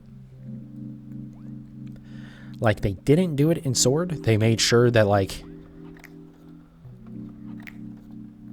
I'm trying to think, was there anything? I don't think there was anything where it had like the normal like Cantonian version, or you know what, like the like normal form of it that evolved into a Galarian regional form. I don't think there was anything like that.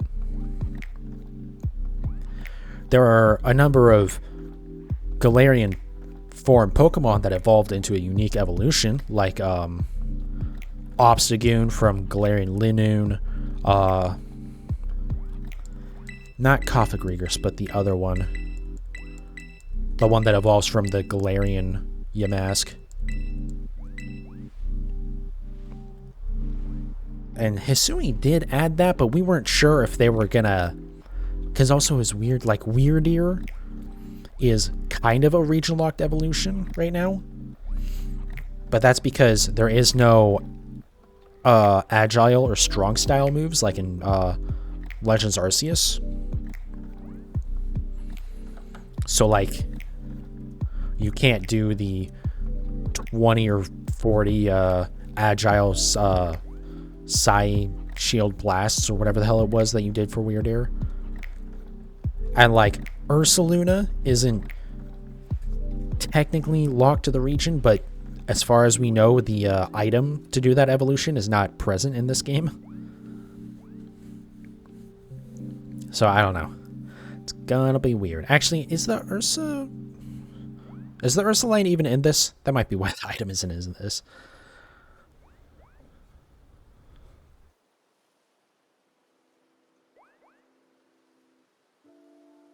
How would I feel about, instead of different regional forms, they added like different features like Pikachu with green eyes? I mean, we already have a lot of stuff like that, right? Like you have all the different forms of Vivillon and Alcremie and Unknown. Or even like in this gen, you know, you have Squawkabilly that has 4 different color patterns. So I mean, yeah, we already have that stuff, and that stuff's fine. I really like regional forms because it lets them kind of reimagine a Pokemon, but also still have it be like the older Pokemon. Yeah, but have that on Almon. I mean, shinies? I don't know.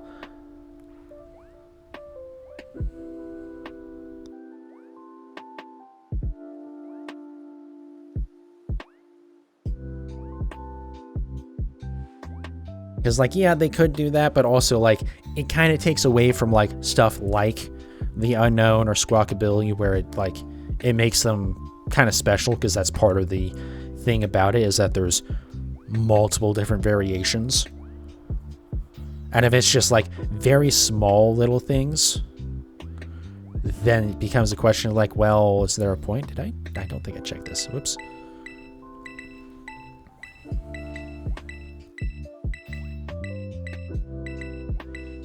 Like, having Pokemon where there's a difference between the different forms, like, you know, the Tatsugiri have different effects, especially when they, I don't know if they have different stats, but the effects that they have on the Plate Up move, Order Up, Plate Up, whatever it's called, and when it combines with Dondozo, I always want to call it Dodonzo, but I think it's Dondozo or something like that. But yeah, like, stuff like that, I really love. But when it's just like, just small, like, visual differences, just trying to do that with every Pokemon, it's gonna, it's just, I don't know. I don't know that it really adds much. And I feel like it kind of takes away from all the stuff that does have different forms.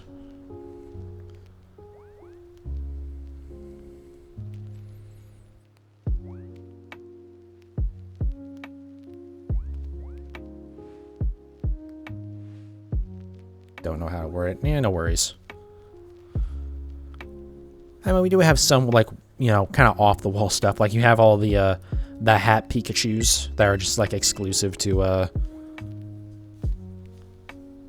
just, like, distributions and stuff. But, like, it's literally just Pikachu wearing a hat, you know? Which I will say, I wish they would, even if you could only move it in Pokemon Home, and you couldn't use it in the actual games, I wish you could bring over the event Pokemon from Pokemon Go. Like all the different Pikachus and Eevees with like different like flower crowns, or like I have a shiny Raichu with a Santa hat, or Wurmple with a party hat from New Year's a couple years ago. God, please. That's just like so silly, but also adorable. I love that thing.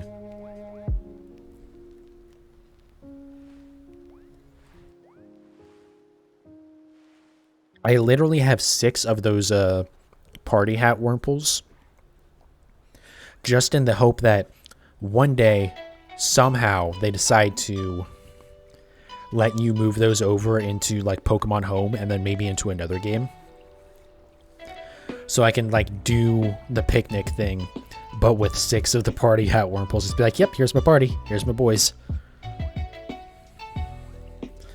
I don't know. I don't know what it is about that thing that I love so much, but it's just so derpy looking, but also just so cute.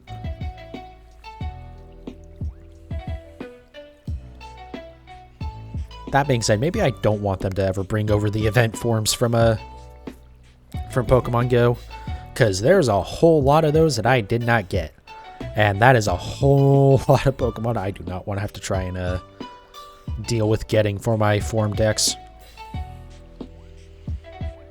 Make it so you can put hats and whatnot on your Mon. That would be really cool to have, like, being able to do that. I mean, you could do it in Let's Go Eevee, right? You could dress up your Eevee or your Pikachu if you had Pikachu. So that was cool. That would be cool to see that more. I think you can kind of do that. It wasn't like a permanent thing for like in battles, but you could do that in Gen 4, right? Or actually, I think you could do it in BDSP too as well, right? For the contests.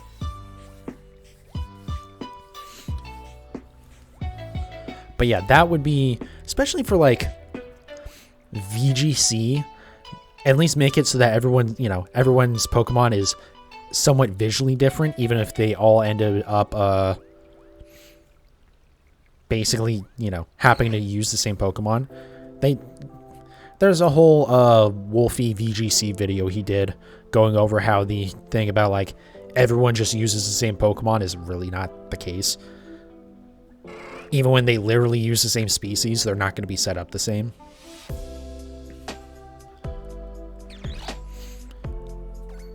They should have ported that over to the main games. Yep.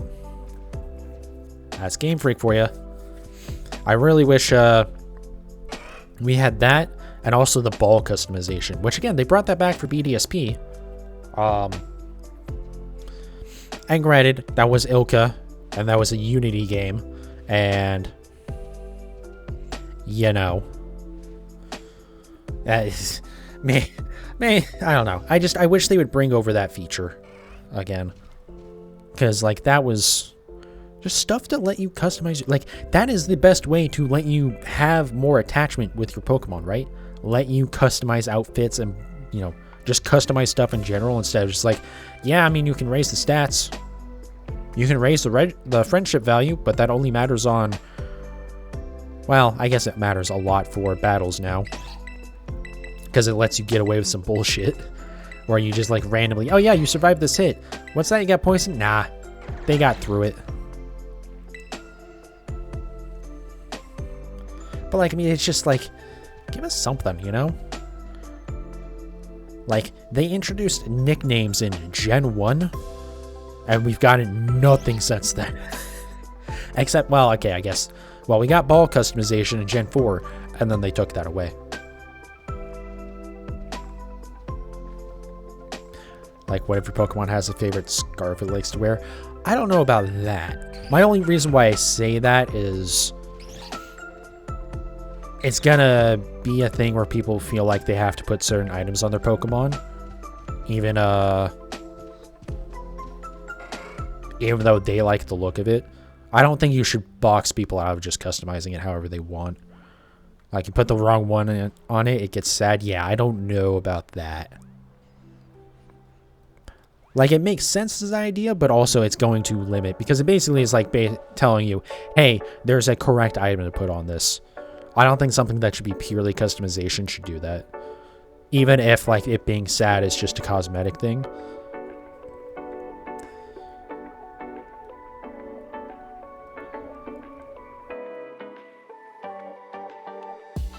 I don't know. I could be wrong about that, though, but I feel like that's how that would basically be.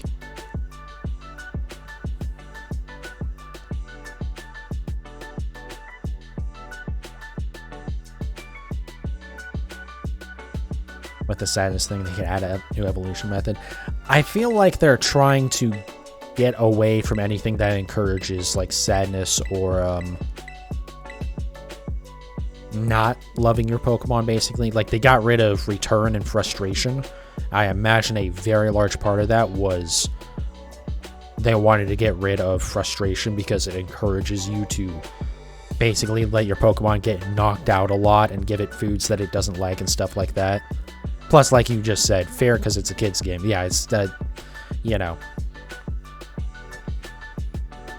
I don't think that's something that they would ever go for. Granted, there's some stuff that's, like, kind of... I don't know. There's, like, you know, dex entries and stuff. It's like, whoa, this is, like, this Pokemon's actually kind of metal. Like, what the fuck?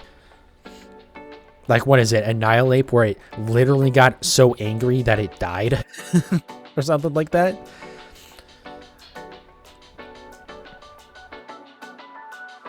But yeah, I don't think they ever...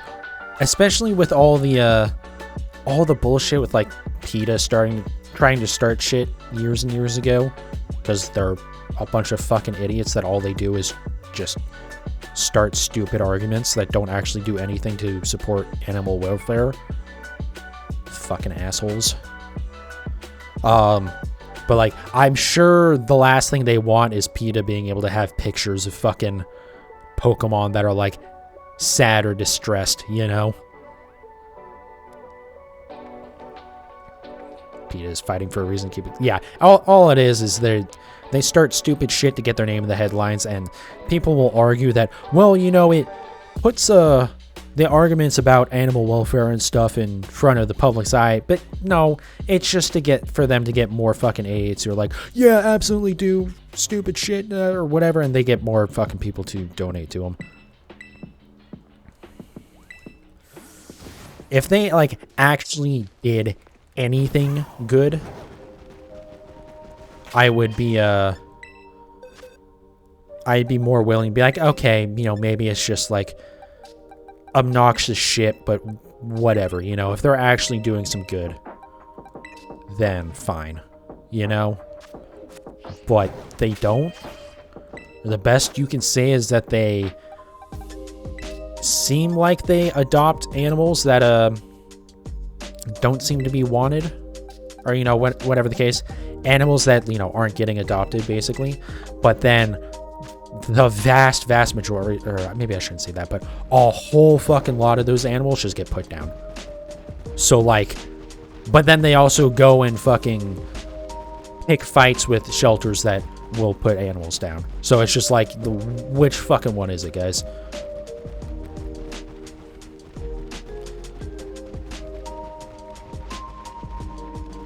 Just causes cancel culture to rise. It's just stupid. It's just picking dumb arguments for no fucking point. All it does is, if anything, it just pisses people off into not caring about animal welfare, right? When it's constant shit of them starting shit with Mario because he has the fucking Tanuki shit. Shut the fuck up. And again, it just makes people go like, oh, okay, then, you know, it paints everyone that is an activist about that type of stuff in a bad light, because they all then get equated to PETA. And it's just, like, it's just dumb. It hurts infinitely more than it could possibly help. And again, that's if they are really doing anything to help.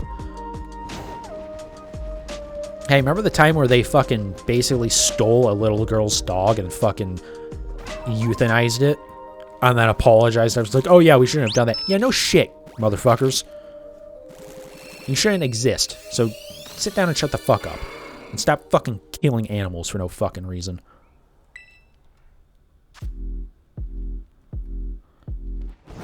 It's just fucking, I hate that organization.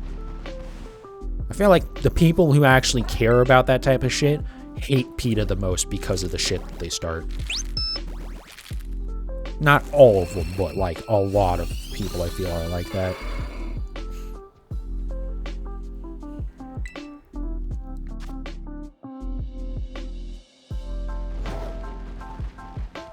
I like to believe there was a time when PETA was good. It may have been started with good intentions, you know.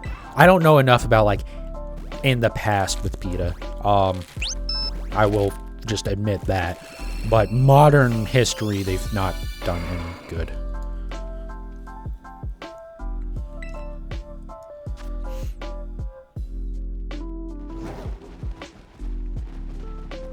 I don't know. Yeah. As one of those organizations that's just like, I even hear the name of it, it's just like, oh, what the fuck?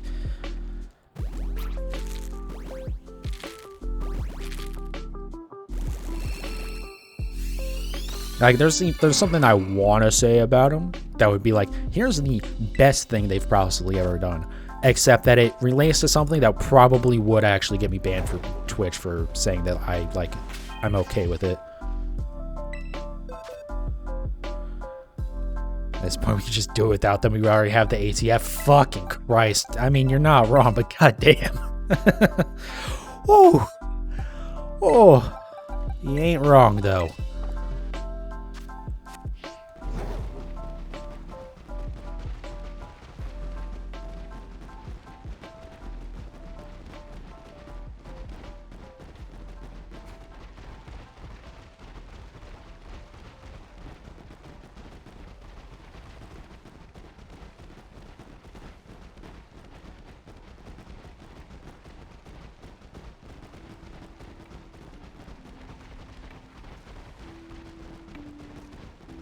Anyways. Yeah.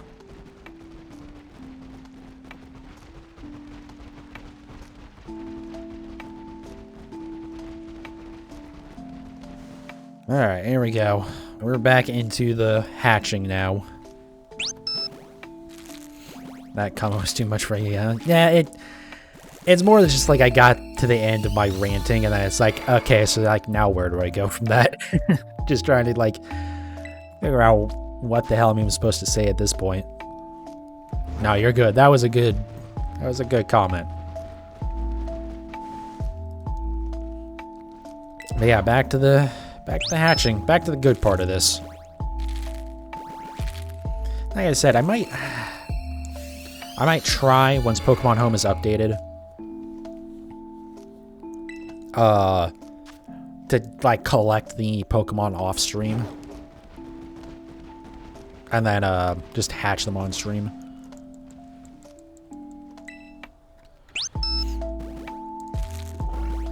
Because it seems to be about, like, 45 minutes-ish to hatch all the Pokemon. So if I can, like, prepare, like, 4 sets of Pokemon, for instance, that would be pretty good for a stream, right? So what would that be, like, 60? So, like, 240? It's a lot. But also, again, that's 2 hours. Oh, God, that's so fucking much. That's the thing, like... At least your odds are increasing with each egg. I mean, the percentage that I should have seen one, or I could have seen one, or that I'm likely to have seen one by now, is going up, yes. But your odds don't ever actually get better, you know? That's the thing. It's always 1 in 512.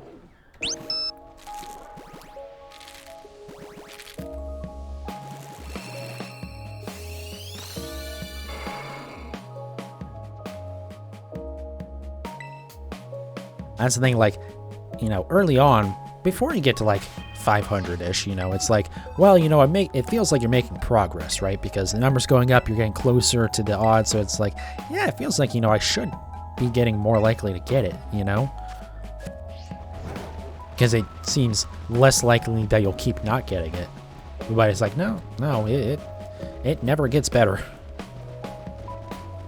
You just gotta push through.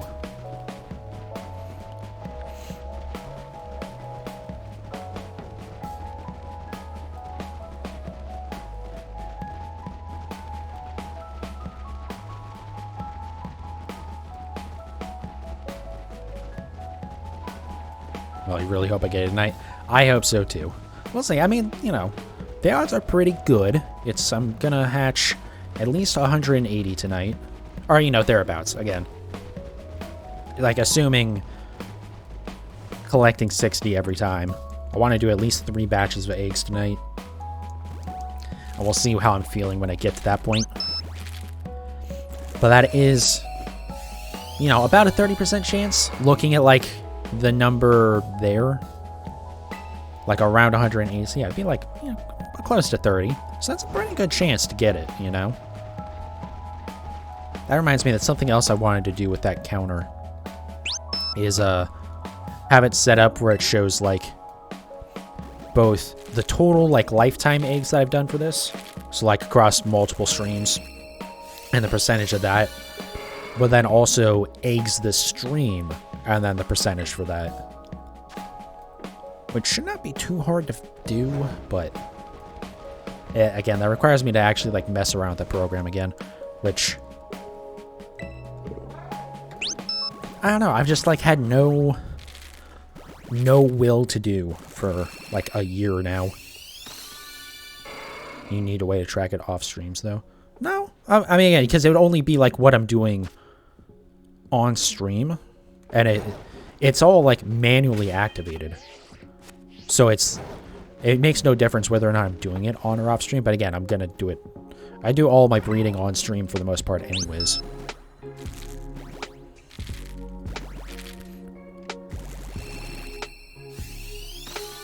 I mean, it's pretty much just, like, saving the file in a different spot. It doesn't reset when you shut down. No. Because it basically, all it's doing is it's writing to a text file, and then that's how it's showing up on the screen, is that it's a text element in OBS, and it's just set to read from a text file. So every time you see it update, it's saving the new number to the text file, and then OBS is not, like, instantly, but, you know, frequently, like multiple times a second, it's checking that file to see if it's been, or actually, I don't know how OBS does it. I shouldn't maybe say that, but it basically, it will update whenever you update the file.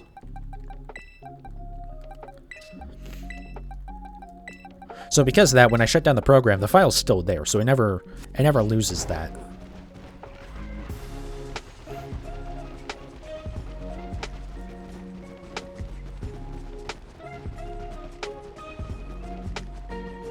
So I think the easy way for me to do it would just be to make it create another file that it just creates, or it just wipes the file every time I start the program.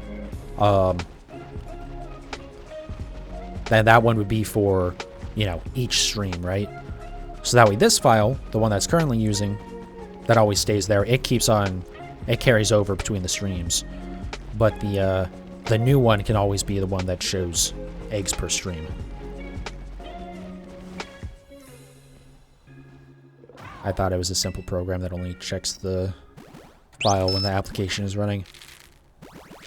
No, I mean, there's probably, well, I don't know how you would do it to get it to show on OBS without, like, doing a window capture or something, and that's a whole can of worms that you know, probably isn't worth doing. Because, again, it's so simple, just write it to a text file. Because of how that works with OBS.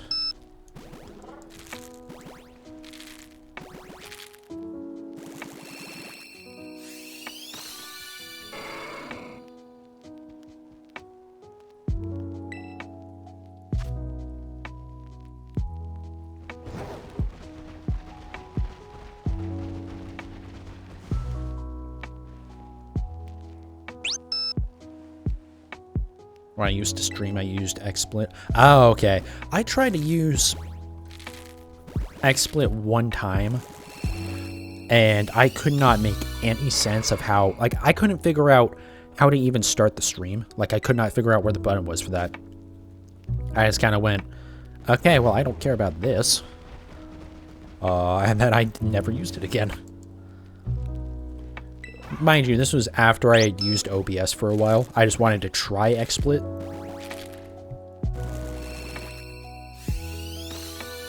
I don't know if Linus Tech Tips still uses XSplit, but they were always kind of like, yeah, XSplit isn't perfect, but like OBS isn't the solution for what we need either. So I wanted to try it once to be like, okay, what does this do that's better? I think it's a better interface, I think, or it's kind of the thing with like Photoshop versus GIMP, right? Photoshop is a little bit more user intuitive, I feel like. And that figuring out like how to do basic stuff. Although again, XSplit I guess didn't really do that for me, but that was probably just me being stupid. But you know, it looked better in terms of like the window and stuff. Like it definitely feels like a more professional product, whereas OBS or GIMP or open source products, and they don't really care about how it works. It was graphically more appealing. Yeah, they don't care about the graphical appeal of it, right? It's just, does it work? And does it give you all the information that you need? So they're a little bit... They can feel a little bit worse to use. And it can be a thing where you open it up, it's like, whoa, there's a lot of shit here. What do I do? I feel like that's more so with GIMP, though. Because GIMP has so much, yeah, I mean, you have all the tools and stuff, and it doesn't really explain itself very well. I don't know. I mean, I like not paying Adobe an ungodly amount of money every month. Because heaven forbid I'd be able to just buy the damn software. You know? I know why they do that, because they don't want it to get pirated, but it still gets pirated anyways, so good job, Photoshop. Good job, Adobe. And that's the thing, that's another one that I tried to use once, right?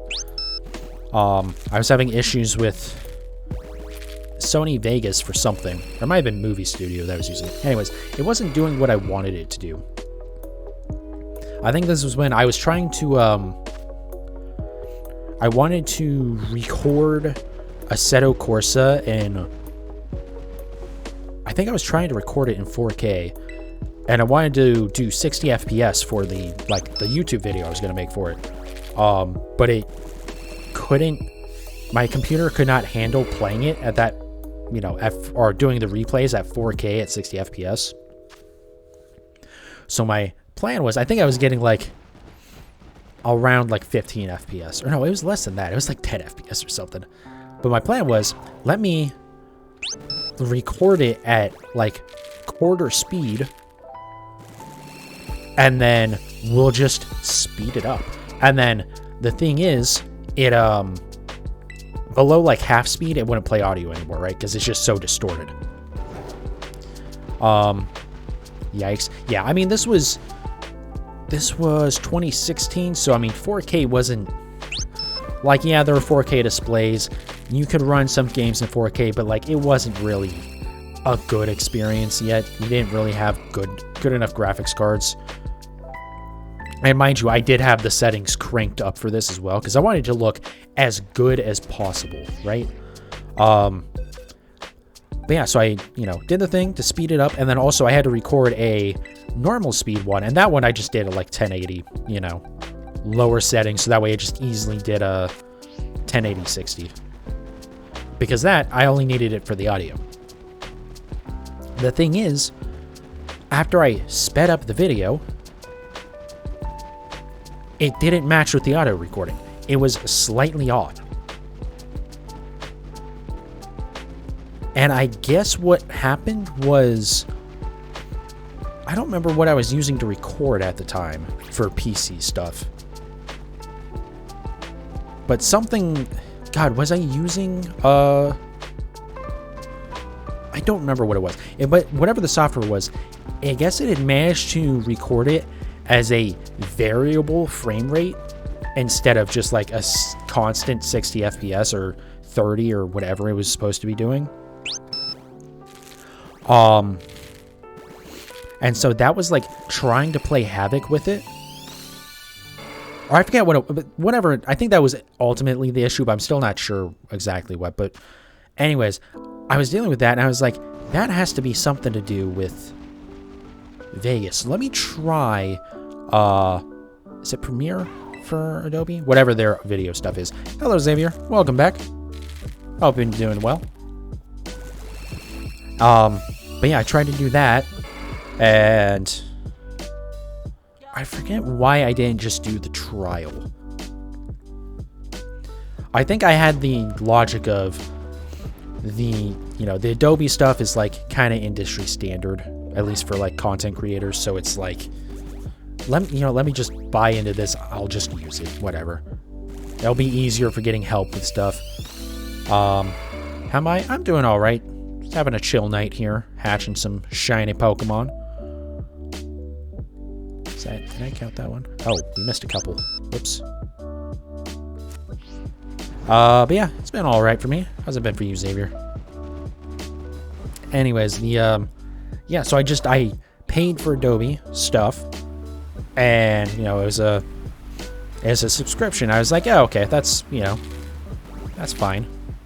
I figured, I'll just cancel it when I don't need it anymore. I think that was the other thing. I was gonna do it, but also I had the thought process of, if I really don't like it, I will just cancel. But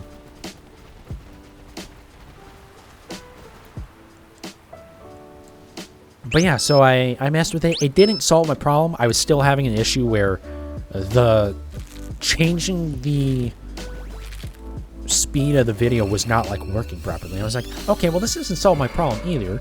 And then I'm looking into it, and I think that's when I figured out it was like it had been recorded as a variable frame rate. And then I'm looking online, and people are like, yeah, no, Premiere does not work with that at all. You need Vegas seems to be actually good for that. But then I'm like, well, wait a second. I still had the issue. Anyways, it was a whole mess. God, I fucking hated that shit. But then I was like, okay, well, I'm not going to use this, because I also found Premiere way less intuitive than Vegas.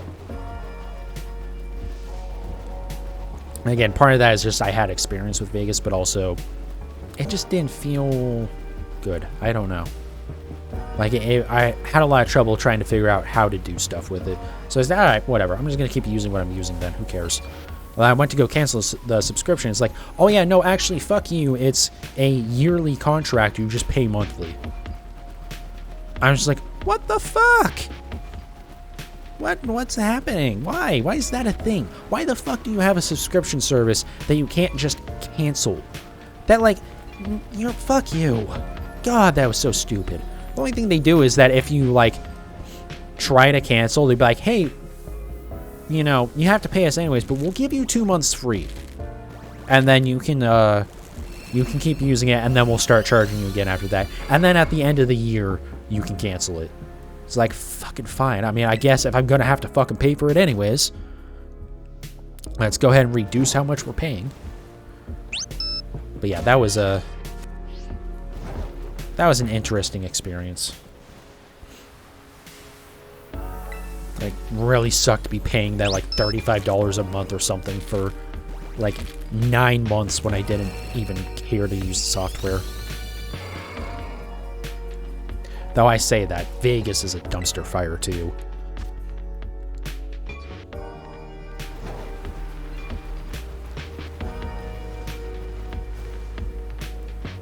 I'm gonna have to figure out something, because if I ever start doing AV1 encoding, which, I mean, for right now, there's no reason to, right? YouTube supports it, I guess, for lives. No, YouTube supports it for video uploads. But Twitch and YouTube live streaming don't support AV1 yet. Which is weird, because we're getting close to the point where You know, we'll have had AV1 capable cards for like a year. What are we waiting for? Now, I might be wrong about YouTube. They might support for live streams now. Honestly, just as bad as having to pay again for canceling. Yeah, like a cancel. Again, like a cancellation fee is stupid, but at least it's like, okay, pay $10 and I don't have to pay, you know, basically $350 total. Maybe it wasn't that much. It might have not been, because that's, holy shit, that's a lot. Maybe it wasn't. Maybe it was like $10 or something. It might have been, because I think I only did,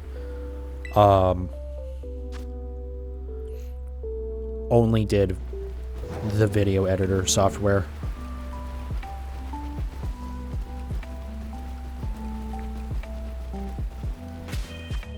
Oh, whoops. Wait, is that right? Yes, it's right. Could not remember if I had, like, miscount that one.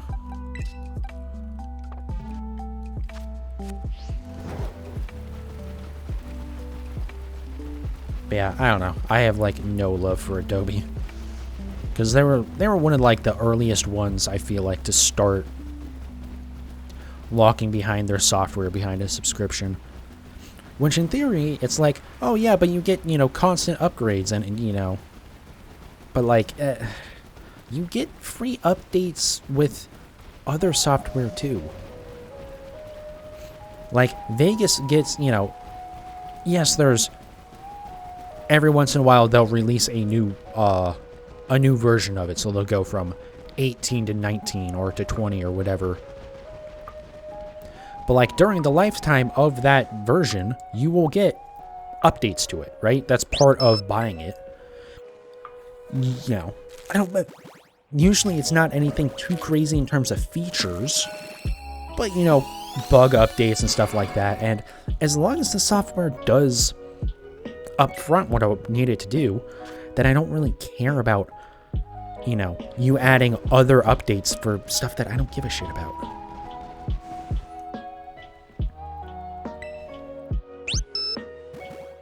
Instead of just like, let me buy the software, and if it keeps doing what I need it to do, alright, cool. I'll just keep using it.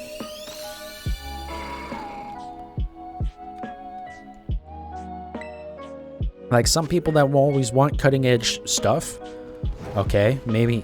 Honestly, I feel like those people would end up paying more with just buying the new versions. Because it's not like Vegas or any of them are cheap. Like the simple stuff like Movie Studio, which is like cut down Vegas. Like, yeah, okay, that can be, you know. I think that's like $100, right? But it's just, I don't know. For like people that constantly are going to be making use of the new features, it's just weird to me to, like, they would just buying the new version every year is as much as the subscription would be or more. But again, they can't get basic users who just don't need anything special. You know, it just needs to edit videos. It's like, yeah, pay us money every single month. Tonight seems to be rant night for you. Yeah. Yeah. It's been a long week.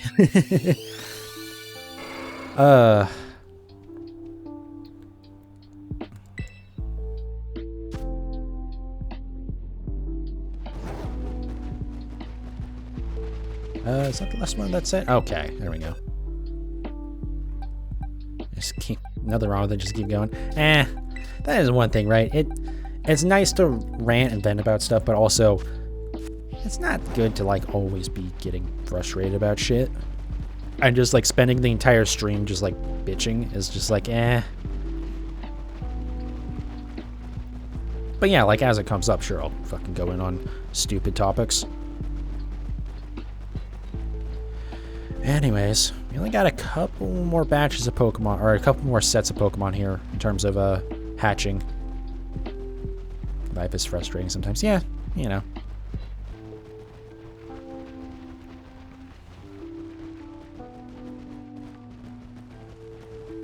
More so right now that I'm just like desperately want something to talk about because, you know, it is just breeding after all.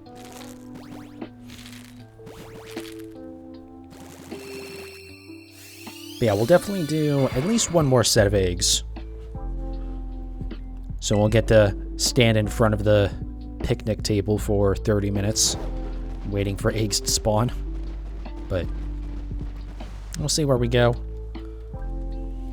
One more hour. Yeah, probably like another hour and a half, really. Oh god, it really isn't. Yeah. Yeah, about like an hour 15, hour and a half. It's about what it should be. Because it's, yeah, it's 30 minutes of collecting, and then it's about, roughly about 45 minutes to, hatch them. It takes longer when I have to stop and check my party. Long stream for me tonight. Yeah. Yeah. I don't know. I've been wanting to go a little bit longer.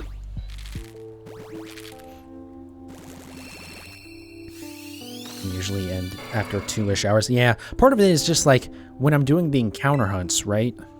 I get the shiny, and then it's like, well, especially like when I got Iron Moth, for instance. I got the shiny, and I was like, well, I want to keep streaming, but like, there's not a whole lot for me to do. Because I don't really want to start like another hunt. Especially because it's at the point where it's like, oh, all I got left is the egg stuff, mostly. I do need to get more Herba Mystica in this game. Because I want to do at least a couple more encounters, right? I think I mentioned last time doing Cloth. Cloth is an easy one to do. And then also looking for more shiny Dunsparce. That's another one that should be interesting. Because I do have, again, I have a shiny Dunsparce, I have shiny Dunsparce, but it being 2-segment form, I would like to get a 3-segment.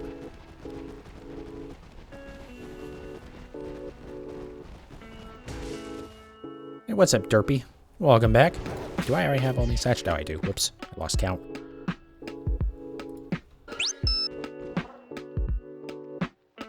Wouldn't it be easier? Yes, it would absolutely be easier to catch a shiny Tauros, or like to like find, or it's more likely to spawn because you can go through a lot more spawns, and you know, catching it is not hard. The problem is because it's just such a hard one to tell, and this game doesn't run particularly well a lot of the time, and I felt like this is one that I wanted to breed for.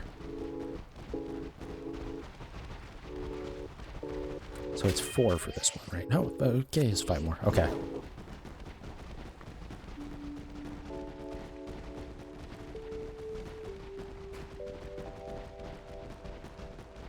Yeah. My goal really is for streaming to try and do like, well, eventually I want to be able to stream for like 6 or something hours, but that's if like I ever get to the point where it's you know, where I'm like basically doing this as a job. But my main goal is like 3 hours right now. It's just that I don't ever really get up to that. I'm just really bad about it.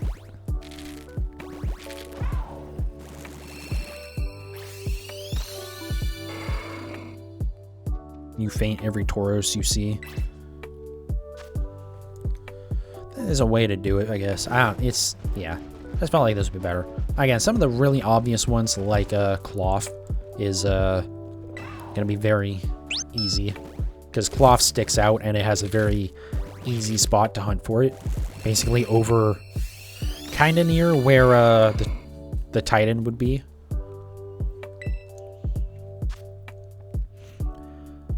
And actually, Tauros does have a really good spot for it. Where if you go just north of Lavencia, I think, there's a spot where you can kind of abuse the invisible border between the town and the open world. So you can basically leave the town, go like look up on this cliff to see which ones spawn, see if there's a shiny, and then just pop back into the town border, and then pop back out of it, and you get new spawns.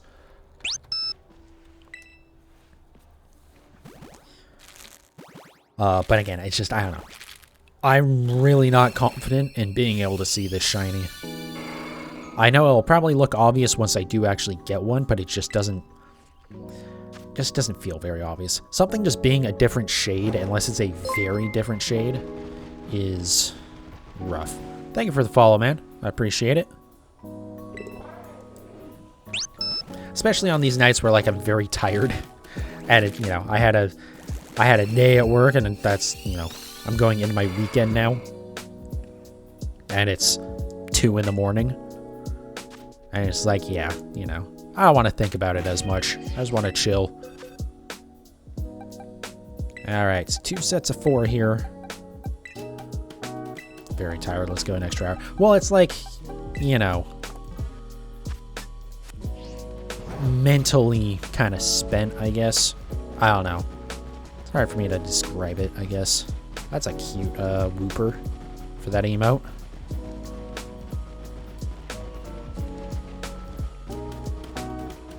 It's like less that I'm tired and more that I just want to relax and not have to think too much.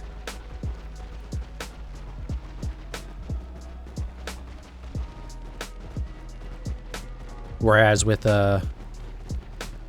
doing the encounter for something like Tauros, or again like Iron Moth, but I don't have a choice about doing encounters for Iron Moth, I have to focus a little bit.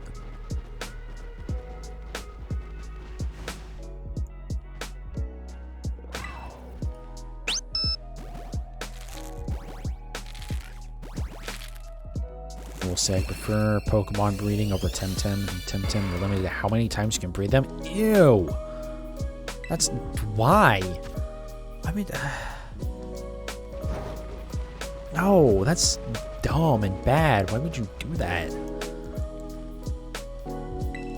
Like that, yeah, that sucks.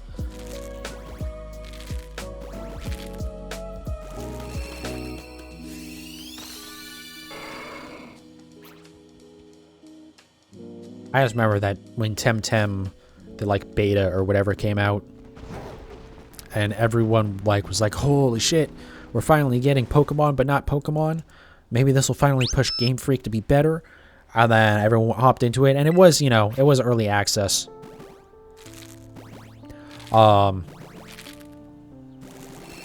then yeah, it just like, it's kind of rough, you know, being always on. I don't know if it's all. I think at least at the time it was always online, right? I don't know if maybe they added a offline mode.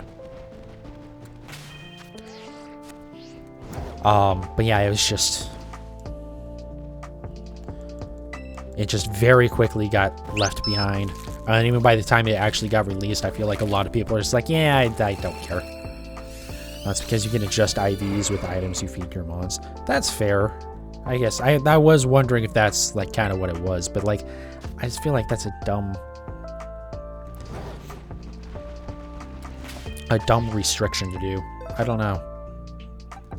Like, is there a reason why that would somehow make it better for the game if you can only breed a handful of times?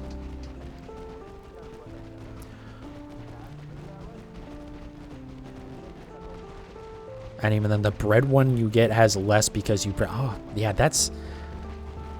So don't breed, I guess, is what they're trying to say. Hey, we made this mechanic, but don't use it because it sucks. I guess that's a lot of Game Freak too. But, like, still, that's, like... Yeah, that's a very bizarre decision by them. That does make me curious how some of the other Pokemon clones handle things. I'm trying to remember what one of the other ones I've seen is called. God, I remember I watched a streamer play it, and you know, it looked fine. Again, just more, it's pretty much the same game, right?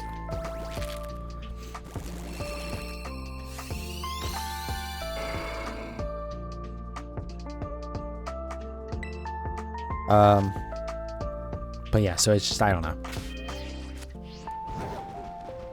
Basically, well, yeah, I was kind of talking about like the Pokemon clones in general.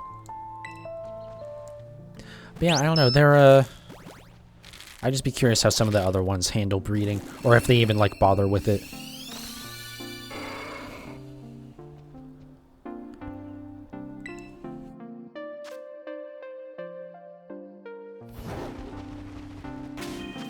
But But yeah, I remember there being the thing. I think this came up recently too. The discussion of like, basically, no like Pokemon clone game even really has a chance of beating Pokemon because they'll just never have Pokemon in it. Because it's, you know, right? They're like, the Pokemon clones are never going to have they'll never have Tauros. They can have a Bolt Pokemon that's very similar, right? But it'll never be Tauros, so it's never going to have that connection for a lot of people. And again, not specifically Tauros, but you know, I mean, just in general, it doesn't have the same Pokemon. So stuff like, you know, adorable Pokemon like Eevee, or like for me, you know, Chinchou. The clones are never going to have a Chinchou. They're never going to have my feeling about, you know, being a Gen 2 kid playing Pokemon and having my Typhlosion and my Ampharos as my Chinchou. So it's just like, there's just not the same connection there. So it's just a lot more difficult for them. It's an uphill battle before they've even, started developing. All right, no shiny there. Let's go ahead and reset.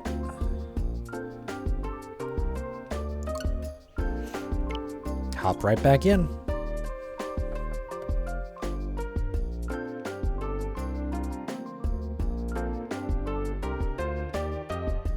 Get right back into the hellscape of standing around not doing anything.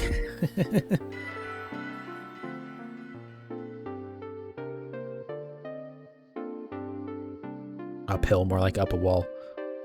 Yeah. I guess cliff was more appropriate, but yeah, it's just, you know. It's just the thing, right? Like, I feel like a company could pretty easily make a game that is just better than Pokemon, you know? Especially if you want to get into, like competitive stuff. Like, I still wish they would, like, just do, like, a competitive game. Like, for, you know, VGC stuff where it doesn't need any of the other mechanics other than battling, really. And so they can just try and push it as hard as they can in terms of graphics. Ideally on PC, but that'll never happen. So it'll still be stuck on the Switch, but I feel like, you know, you can make it look better for battles. Because you can make it so much simpler.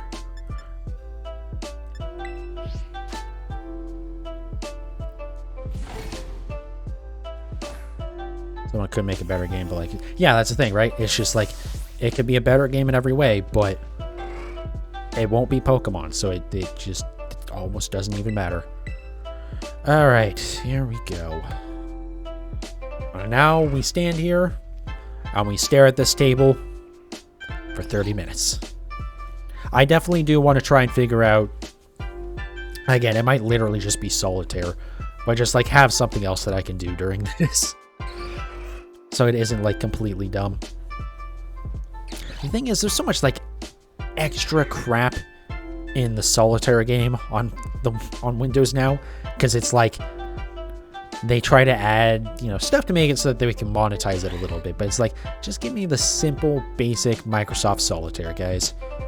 Like, come on. I mean, no one actually cares about Solitaire anyways, right? It's literally just something that's like, wow, I have literally nothing else to do. Fuck it. We'll do this for 10 seconds. But yeah. But yeah, I don't know. Just have something else I can do during this.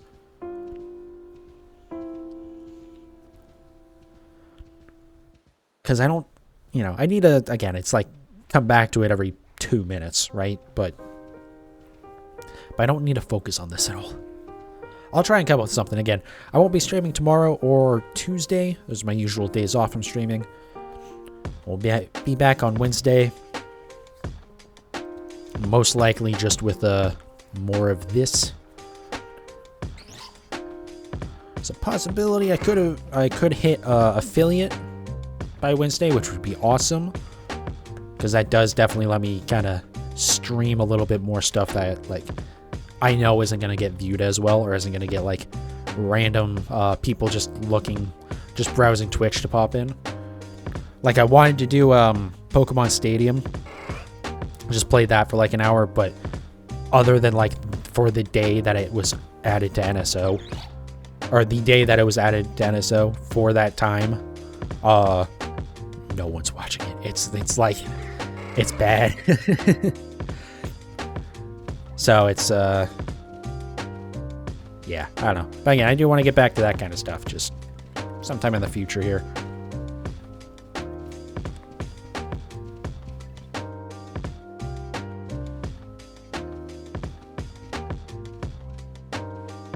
You know what I'd love for a game to do? Instead of a demo, let me have like a month's worth of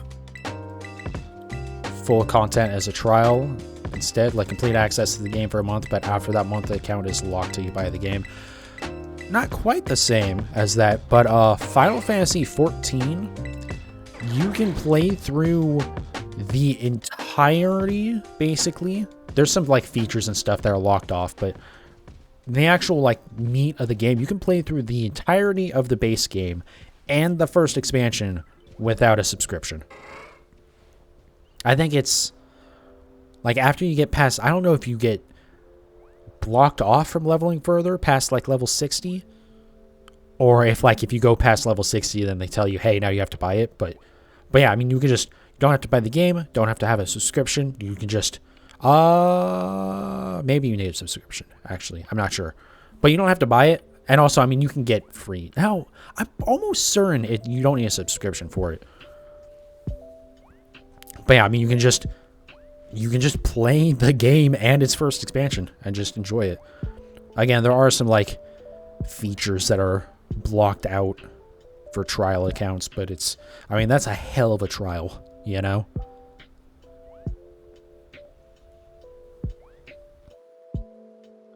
That reminds me, I need to, right after I collect this pack of eggs, I need to actually check when the next time my Final Fantasy subscription comes up, because I need to disable that. I'm not sure I'm ever going back to it. Not because of anything wrong with it. I just think I'm kind of done with that game. I don't know. I don't really like playing the game. I just like doing the gathering and the crafting.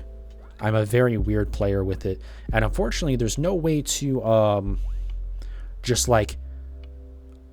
play through the game as a gatherer or a crafter. Okay, I have a couple of days to turn off that.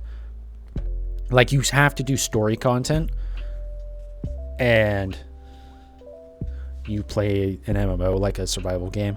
Well, it's specifically like, you know, you just go out and kind of like, I don't know. You're kind of not wrong.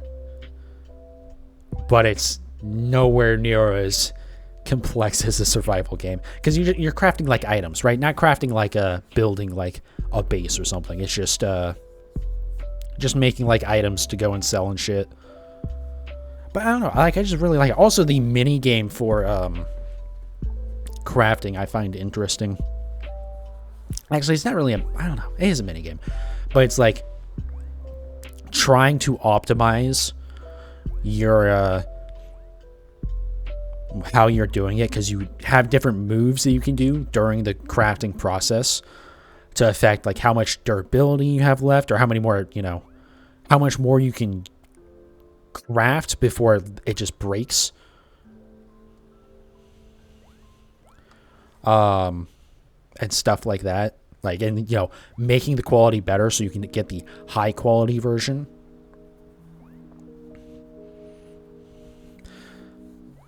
I'd like the items you can craft to have more of a use than just, well, yeah, I mean, it's more than just like that. Like, you're making weapons and stuff. You're making furniture so that people actually like use in their houses. I don't know if there's anything that you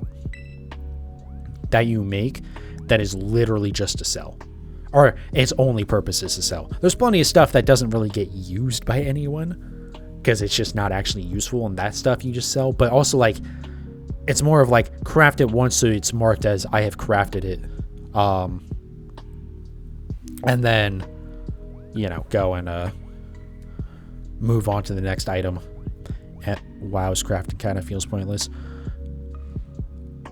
Typically, at least going into like the first raid of an expansion, crafted gear is like the most important gear. I feel like, I don't know, again, I've never really done much of that. That's the other thing. Like, usually when I've tried to play Final Fantasy 14, it's not like right at the launch of the expansion or anything. So it's like, it's kind of a different market, and then I'm behind, so I'm like crafting the stuff that everyone else has already done. But the last time I tried to play it, because I had bought the most recent expansion, but I didn't play it for a while. And then they released the Island Sanctuary thing or whatever, which was basically like, describing it's going to be weird, but like, think of just like your own island to have a base on, and you just like, it's for like farming and gathering creatures and stuff like that. It's kind of an interesting thing. I like the idea of it, but you have to play through the entire expansion. And again, I'm just like, partially, I'm not super thrilled with the mechanics of the actual like combat. I'm usually good enough for to be fair, at least you're playing the game. I had a friend that plays 14 just for the roleplay. Oh boy. I mean, I guess there's nothing wrong with that as long as you're enjoying your time with it, but yeah. But yeah, it's like, I'm usually competent enough playing it, for like single player stuff, because like, you know, or the main story that's going, you know, you just play it by yourself. But then you have to, at certain points, do dungeons and sometimes even raids, and those, or what's the trials? Trials are the one where it's just like a boss fight.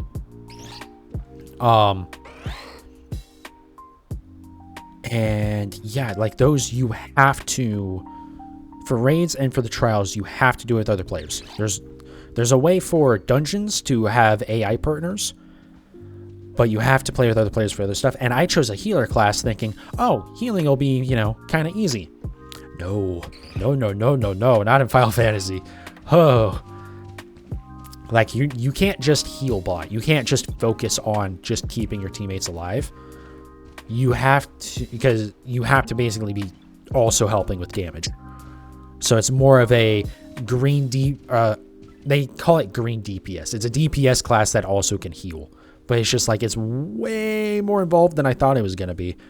And so I just always am like worried about not doing well and keeping, like, holding my team down and just being like the asshole who has to be carried, which then makes me just like want to not do them at all. And in fact, I don't do them at all, because that's the thing, right? I was just like, all right, I don't want to play through the entirety of this just to get to the content that I want. Like, I really wish there was a way to like have like an alternate storyline that you can progress through that's for like crafters or gatherers, because that's like the content that I've actually really enjoyed with it. I have to admit, they've done a great job for classes compared to traditional MMOs. Yeah, no. Let me be clear. My complaints about it aren't really complaints. It's just, personally, it doesn't suit my taste. And so it just, you know, ultimately the game doesn't work for me. Which sucks, because I got quite a ways into it before I really realized that.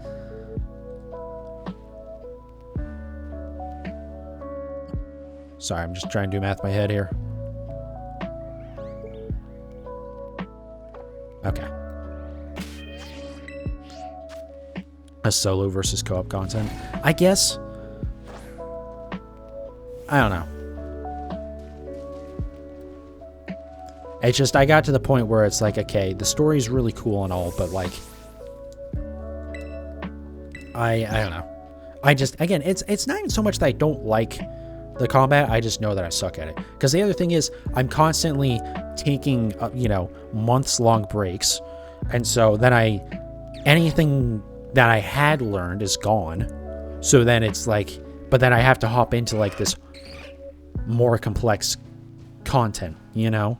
And it's like, fuck.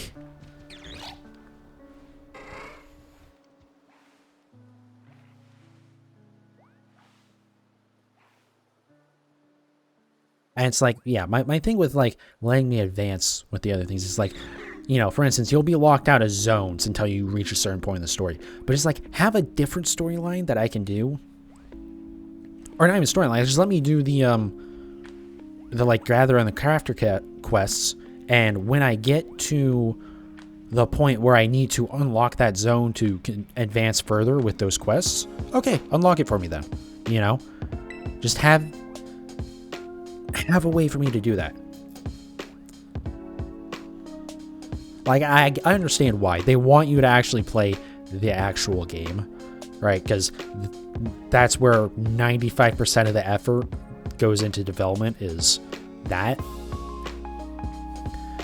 But, like, also, at the same time, if I don't necessarily care as much about that, then,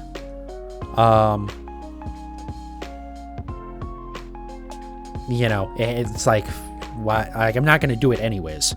So, like, let me just play your game. You know what I mean? Like, I'm literally I'm paying you a subscription to craft virtual items to then, you know, give myself virtual levels and, like, sell stuff and have a virtual house. Like, come on, please. Just let me give you my money. I just can't justify giving you my money for free. But if you give me, you know, something to do, sure, fuck it, I don't care. Leveling based on crafting, gathering. Well, I mean, there's literally, like, the classes are the same, or not this, not, you know, obviously not exactly the same, but it's the same system as with the combat and stuff. Like, you have to level up your crafting and your gathering, so there's more advanced stuff to get, and there is quests to do during that as well. Again, I really love it. I love doing that stuff, especially the crafting. The gathering is like, okay, you know,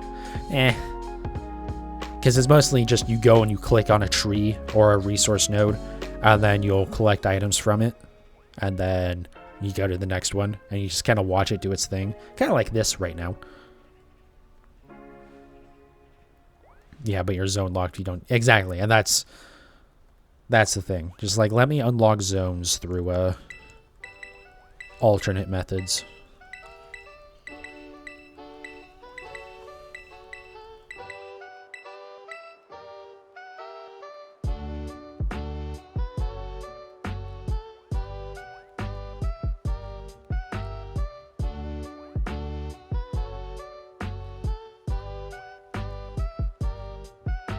Or just give me a way to do trials with the AI partners. Again, that's the thing with the Shadowbringers expansion. I played through some of that, and I did the dungeons, and again, you have, I forget what the name for it is, but you can, instead of playing with other players, you can have AI partners, where basically you're bringing in story characters with you. And I loved that. I mean, they were not great, and, you know, you probably had to play better than I normally would have.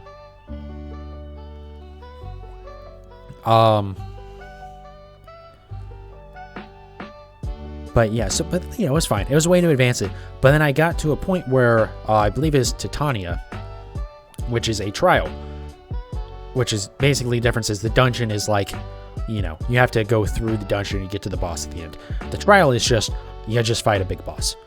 So for that, you have to play with other people, and I kind of went, okay, I'm too nervous to do this. I don't want to be the asshole that holds back my team.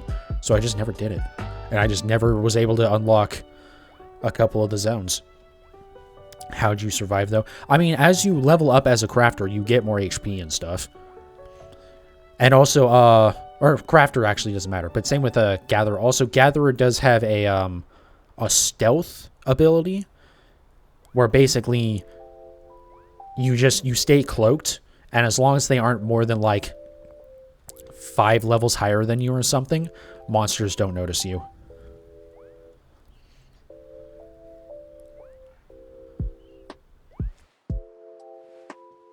And I mean, there's nothing stopping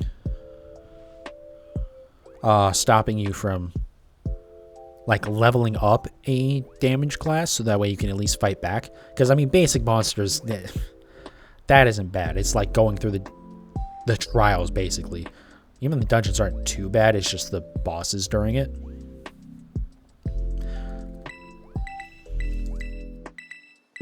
Unless you made gathering a different area, like its own dungeon together. There was kind of something that they added, like that during Shadowbringers, where it was basically a zone.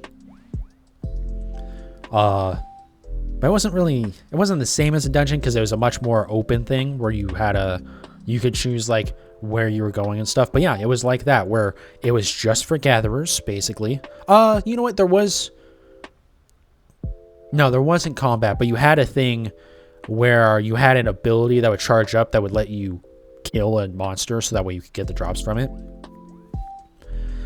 But it was more or less just for gatherers, and it was just to go gather items for something. It was for like the thing to like rebuild Ishgard, which is its own like thing.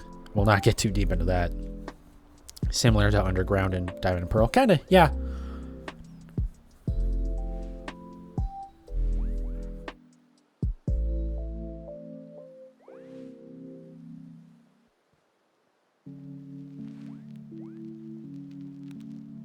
But yeah, and that's like the thing is, right? There's probably a game that has similar crafting mechanics that's like, you know, a single player game or something.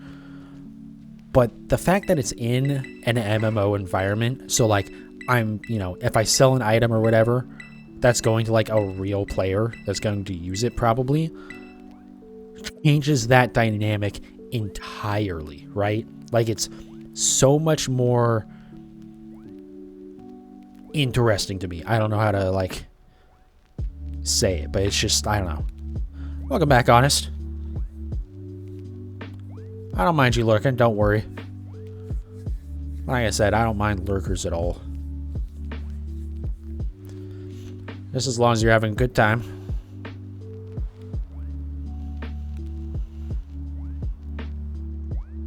But yeah, like I love having that like being part of the player world to do it in. I love games where you can have two different players play the game, but if they were to tell you like what they do in this game, you would think they're a completely different game. Like if I were to describe how I play Final Fantasy 14 to you, and then you listen to someone who like does raids and they explain playing Final Fantasy 14, you would think we're not talking about even remotely the same fucking game. You know, I love that. I absolutely love that with games. I just wish the game would let me actually, you know, just... I don't want to be the hero of light, goddammit. I just want to go make a fucking sword, you know? Let me pay you $15 a month to go make swords for the other heroes of light.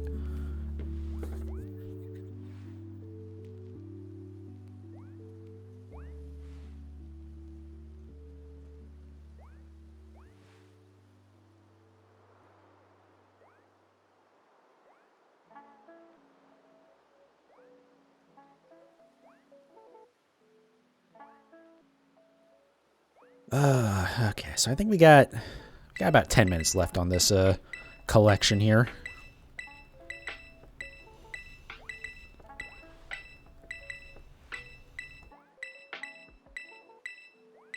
Wow, there's a lot on this one. Nice. Love to see it. But yeah, I do want to do... Well, obviously we're going to hatch these eggs. We'll see how I feel after this one. I'm kind of leaning towards doing another set after this. But again, we'll see. You'd rather be a blacksmith than the actual combat person? Please. Please. Like how SAO everyone... Yeah, like I love that kind of stuff.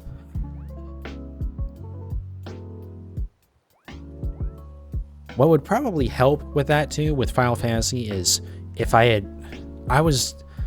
Early on, I didn't want to join... They're not called guilds, but they're guilds. And I didn't want to join one because I was still kind of learning the game. I was like, yeah, I don't want to join a random guild. But it would have been good to do that, because then later on into the game, I could have been like, hey, guys, can you carry me through this content so that way I can craft more stuff for you? And like probably would have gotten help doing that, you know?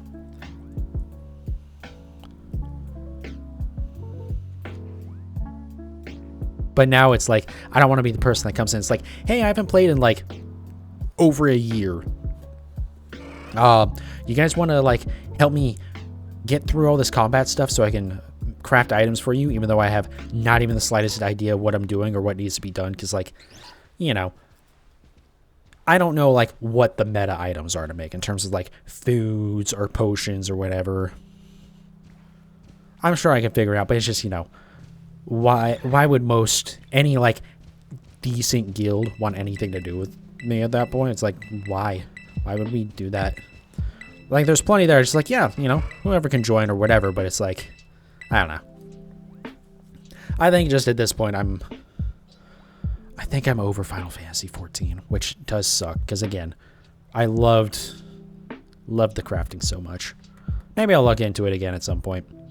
I probably should, because I do really like it, and it does well on streams.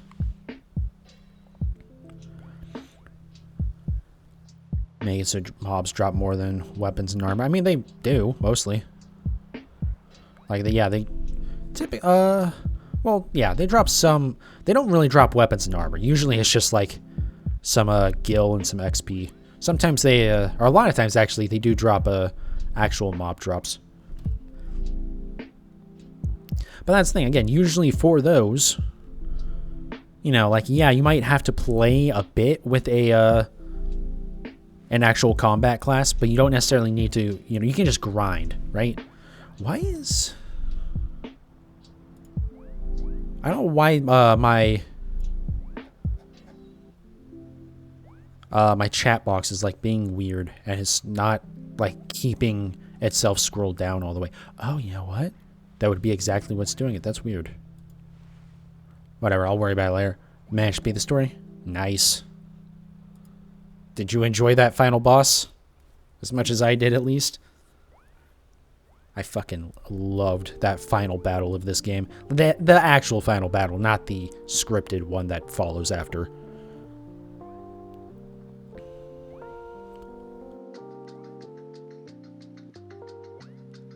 Say there's a rare gemstone that you can only get from a dungeon boss that'd give you a reason to fight it. Yeah, or I could just go to the marketplace and buy it from someone else who's fought it. You know?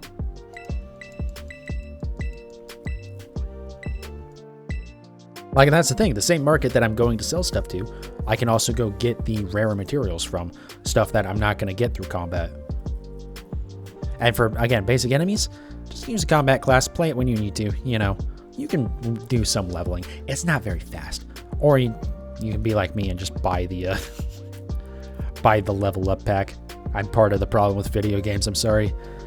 I love they ended it with Koraidon winning. Yeah, I mean, you can kind of see that one coming from a mile away. As soon as they, like, show off the second Koraidon, it's like, oh, these two are gonna fight.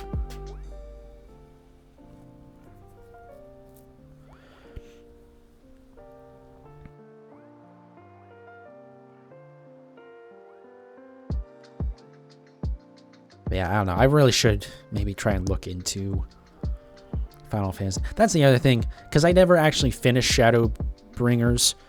To kind of even get started, in fact, no, actually just straight up to get started with the most recent one, Endwalker, I believe. I basically do have to either spend a lot of time grinding up a class, or like a combat class, or I have to go and just buy the level skip. And, oh, God, the level and the fuck. That's like part of what stopped me too. I don't want to go spend like another $30 just to play the game. Like, I'm glad those skips exist to help, you know, people who haven't played in a while and just want to, like, get to the new content and not, like, have to deal with expansion that they didn't play through at all. It's good for people like that, but also, I don't know. I'll see. Again, that's stuff to look into over my couple days off coming up here. I fucking, every time with that fucking song on this playlist, why there was just like this sharp static sound at the end of it. Just like, it made me jump for a second. It's like, well, fuck, what broke? But no, it's just every time.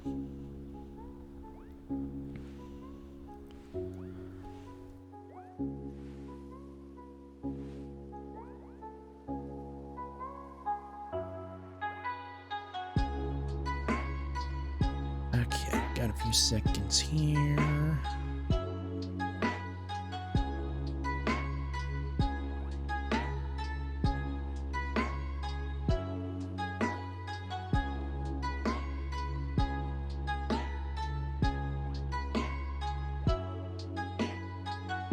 Alrighty. Sorry, I was just changing some settings with my chat. I think they just kind of added the thing where it tells you if there's someone who's a returning chatter.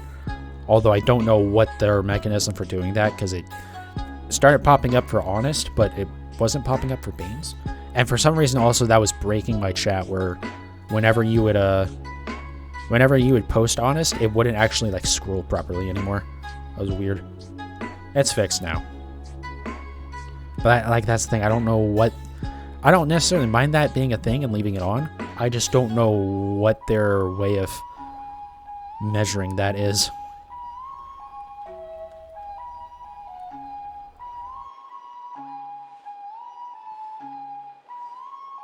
But yeah, I really do love how like almost the whole Area Zero almost feels like something out of Nier Automata, right? Like the music is so good. And it, again, very much feels kind of like something like that. And then you get to that ending battle, and it's just like, what the fuck is happening? Like, this is so fucking cool. Yeah, I don't know. That is definitely one of, like, my favorite, battles in the Pokemon franchise. Because just everything about it feels so just epic.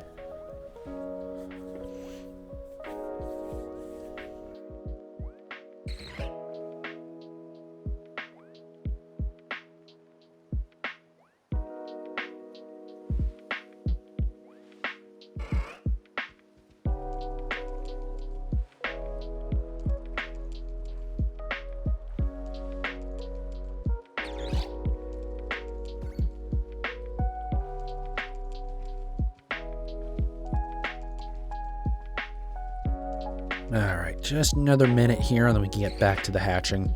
I think I might actually, the sandwich might already be done, but I'm just going to let it go a couple more seconds. Just to make sure. I've already stood here not doing anything for 30 minutes. I can do it for 32.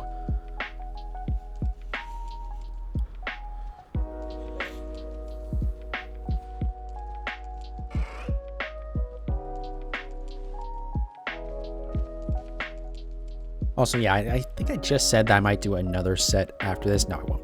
It's going to be way too late. It's going to be about 3:30 in the morning after this one as it is. And I've already been going for 3 hours.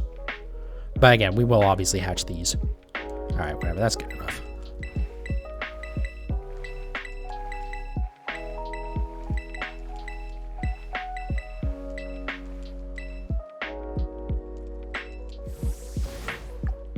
Yep, alright. There we go. Back over into town. Let's see. 1, 2. Oh, that's what, 60, 71? Nice.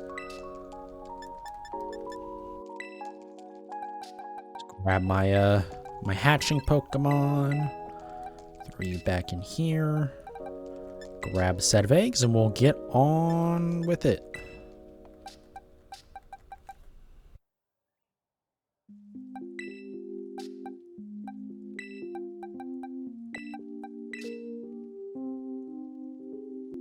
Okay. Here we go. Last set for the night. So this should put us just over 300 here.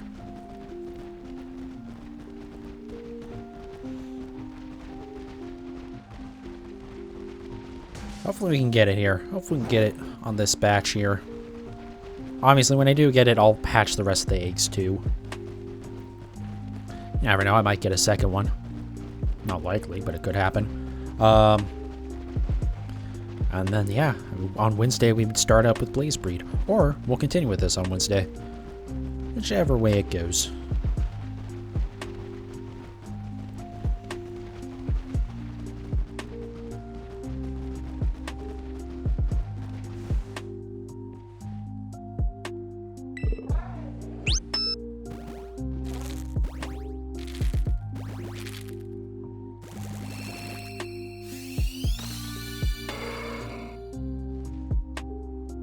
God, even when like they first pop out of the egg it still takes me like a second or two to tell if it's shiny or not.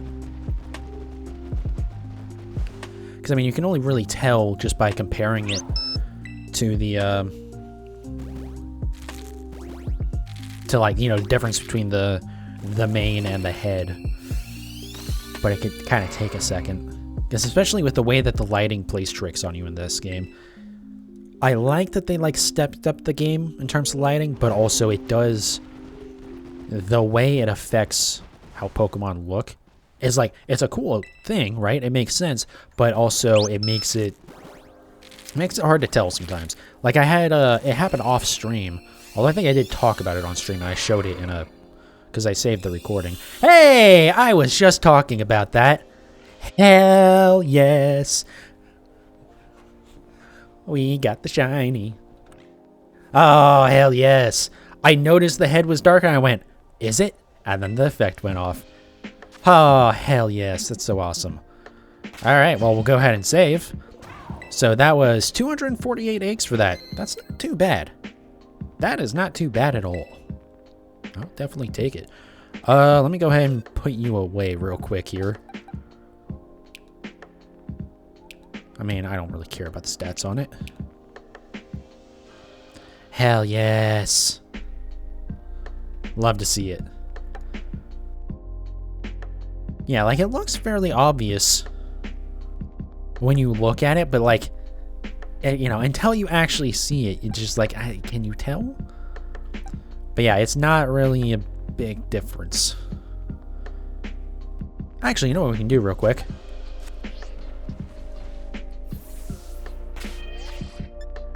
Do a picnic so we can put them side by side. And we get the shiny. Are you sure? I can't tell. Yeah, they're not very different. Like, okay, that's a good... Oh. Wait, which one is my shiny? I can't... Okay, wait. No, yeah. See, okay, so that should tell you. I'm looking at, like, I looked at those two, and I was like, wait a second, which one is which? I couldn't tell for a second, but no, it is this one, because he has the lighter mane. But yeah, so it's not very obvious. I'm glad I bred this, because yeah, I don't know that I would have ever noticed that. Hey, what's up, Danny? Welcome in.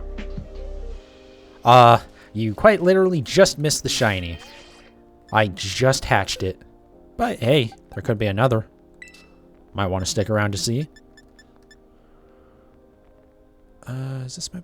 No, which one is my shiny box? Oh, this is the box I'm putting new shiny stuff in. Shiny hunting using... IS. What's, IS? I'm just curious. I'll probably know as soon as you say it.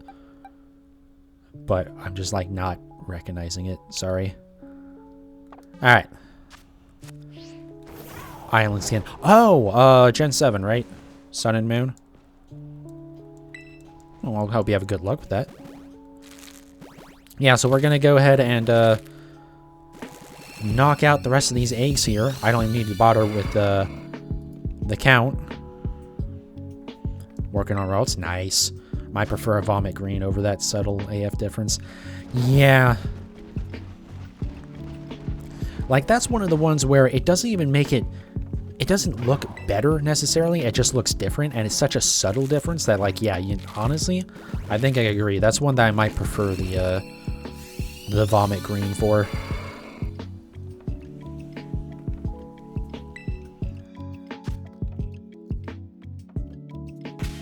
Alright. Pull out another set of them. Alright, well, awesome. I'm glad I did another set tonight.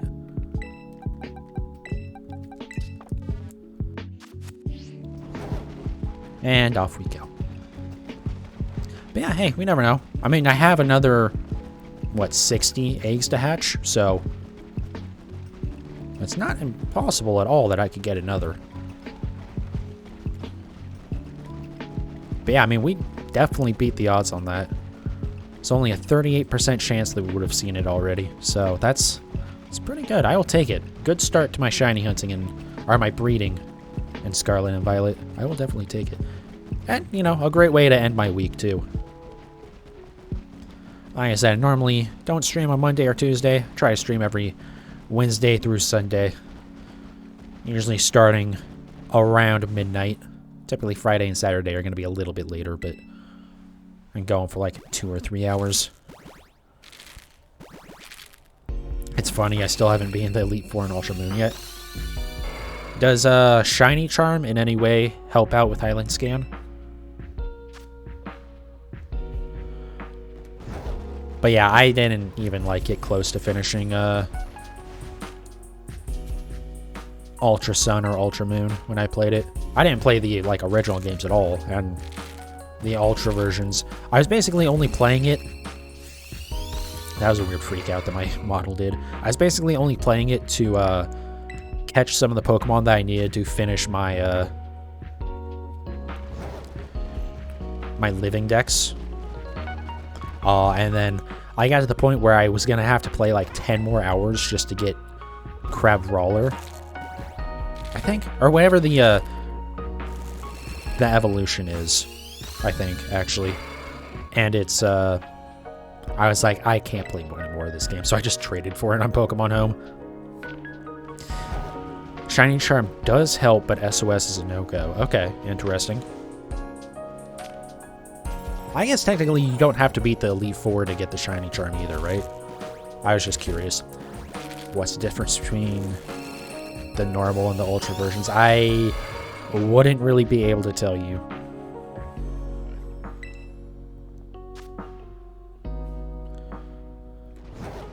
Oh, really? They made, like, story differences, I guess, because you're saying Sun and Moon is basically Lusamine becoming an absolute psychopath. So then what did they change about that with the Ultras?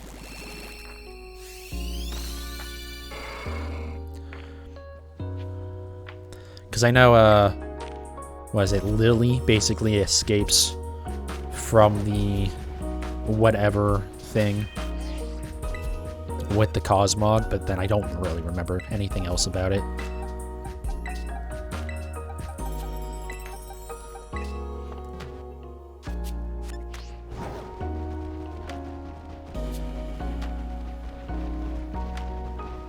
So I've got a shiny one yet? Yeah, I just got the shiny, honest. Got it on the third one of this set, so egg number 248 overall. Got my... Oh, wait, hold on. This is the wrong box. Right. This one. Load in whenever you feel like there, buddy. Yeah. Not the most obvious shiny. I am very glad that I did this with eggs. Even if it, in theory, could have been faster doing encounters. But it's just so subtle, that especially in the open world.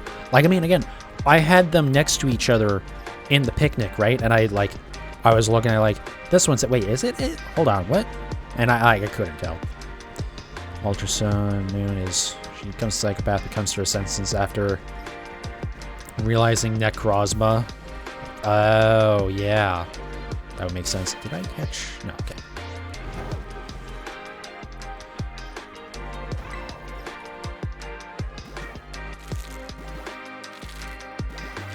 I do remember seeing a thing that was like a little detail that one of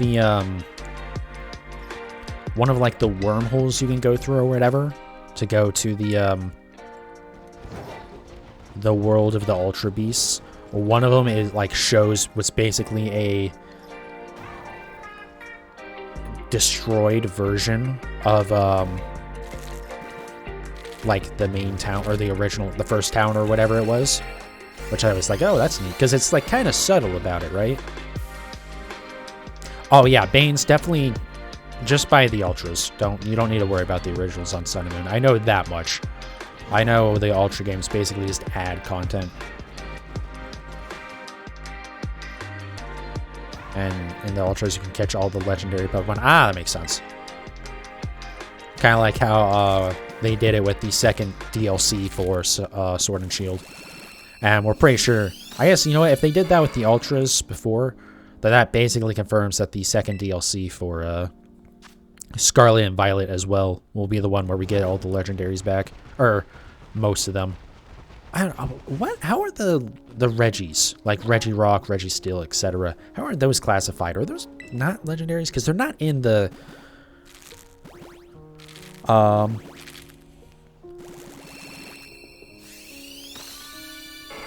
they're not like in any of the data mines, so we're pretty sure they're not coming to the new games. They are legendary Pokemon. Okay.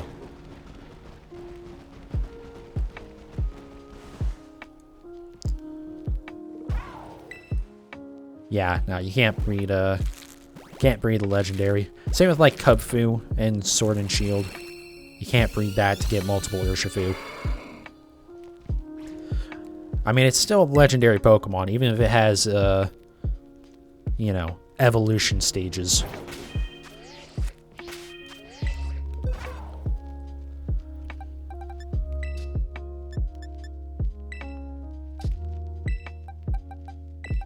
Also, I do find it funny that now, because of Sword and Shield, you can get Lunala and Solgaleo as shiny, but you can't get Cosmog or Cosmoem because you can only get it through Dynamax Adventures, which you only get the fully evolved form. You can't get the lower one. Or you can get Cosmog in Crown Tundra, but it's a gift Pokemon, so it's shiny locked still, kind of like in Sun and Moon. Shiny hunting, it would be so much easier. But yeah, then they can't make you wait like 2 years for them to give it out in a distribution where you have to go to GameStop. Isn't that obviously so much better?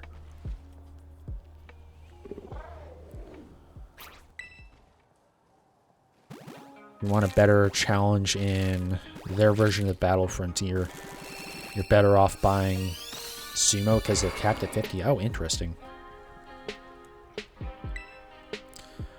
F GameStop. Yeah, I only go to GameStop when there's a distribution. I really want Farigirate or Farig. Or how are you supposed to say that damn thing's name? Yeah, it's a good shiny. It's a good Pokemon in general. Shiny Charm, yeah. Once Home is out, it'll be a lot easier to get the Shiny Charm. Unfortunately, in this save, I actually lost my the Koraidon that you can actually like can put in your boxes and can trade instead of just the writable one. Well, you can put this one in your party, but it doesn't go into the boxes. But yeah, I traded that to get a Miraidon using the trade code for it, which I will say, real honest, you can look it up. I don't remember what they are. You can try looking like the Austin John Plays videos, or there's other creators that did it too. But there's kind of like, actually, I'm sure there's probably like some gaming websites article about it, but there's community basically standardized trade codes for swapping all the Pokemon that you need. And being a player of Scarlet, it is much easier to get the Violet exclusives through trading than playing Scarlet or playing Violet and trying to get the Scarlet exclusives. Trade hotlines, yeah, basically. Because yeah, way more people bought Violet than Scarlet. So it's when you do those trade codes, you're just searching for everyone using that code. You have Violet friends, so you're set for that. Oh, then yeah, perfect. You just need to do it. But yeah, definitely get the Shiny Charm. It's not the most helpful thing, because like compared to like something like Masuda Method, Masuda Method has a much bigger impact than Shiny Charm does. But it is, you know, it's just a straight up bonus, and you don't have to do anything for it anymore. It's just there. It's IRL friends as well, so we'll give it free. Oh, nice. Yeah, I was gonna say, when I did the trade for Miraidon, I had hoped that the person would just like understand and just like, yeah, you know, trade it back, right? Because it's legendary, I can't get another, so like trade it for our Pokedex, but like then give it back. They didn't, which is fine. I knew it was a risk. I just was disappointed anyways. But now that means that for my living dex, I'm gonna have to get another Koraidon. I'm not quite sure about how that's gonna end up working out. I should be going to bed, but I want to see the rest of these eggs. And it shouldn't take me too much longer here. Should be like another probably 20 minutes.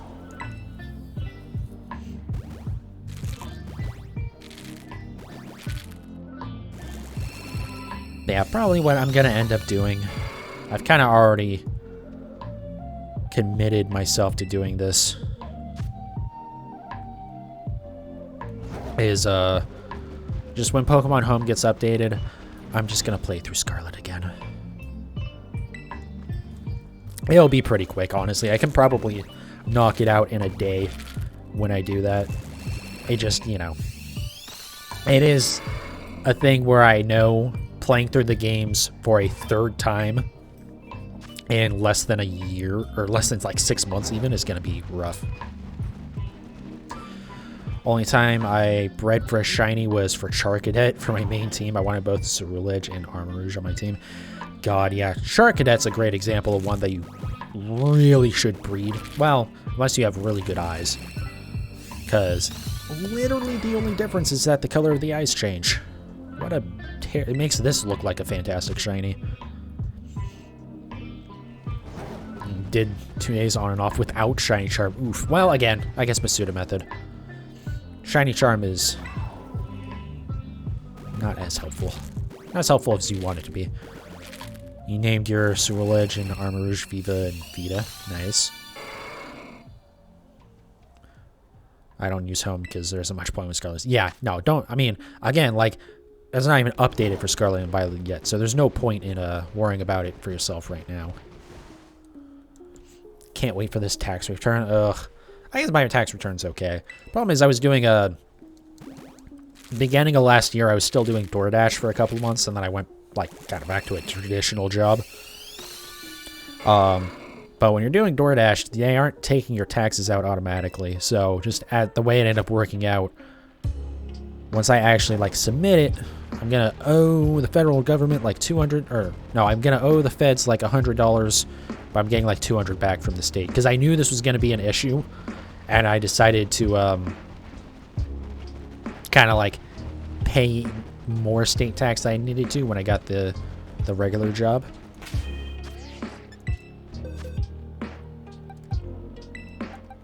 And hopefully this year moving on. Well, actually, it was. Hopefully it'll be a little bit more easy next year. I'll pay my bills for next month. But yeah, that's always, I mean, that's a nice tax return. I've never had one that nice. My best one was probably like 300 or something. There was a time, there was another place I had worked for where they were like really good about only taxing what they needed to, basically. Thank you, Danny, for the follow. I appreciate that, man. And so I was, you know, I got to the end of the year, or I got to tax season. I was like, awesome, I'm gonna get like, you know, a couple $100 back, you know. Like, you know, ideally you want to pay as little over as possible because having the money earlier is better. But it was a thing where it's like, well, you know, I'd rather get something back than under withdrawal, and then I have to pay more. Anyways, but yeah, they were like really on the ball with like taxing you the correct amount with it, and it was like $15 as a tax return. It's like, what the fuck, this sucks. But again, it's more that they did it right, you know. I think my state return was still like 60 or something that year, but it was like, it was disappointing, but ultimately, like, eh.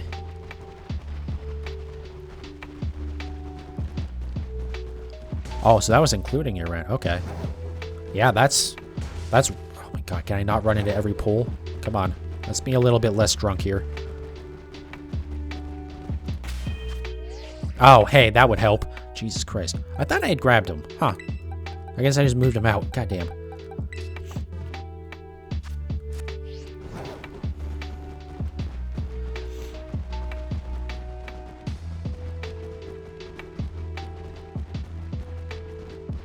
Yeah, hopefully, I can start looking for a new place here. I can find somewhere where it's going to have a special, like, reduced rent or something like that for the first month. That's always, like, such a nice deal.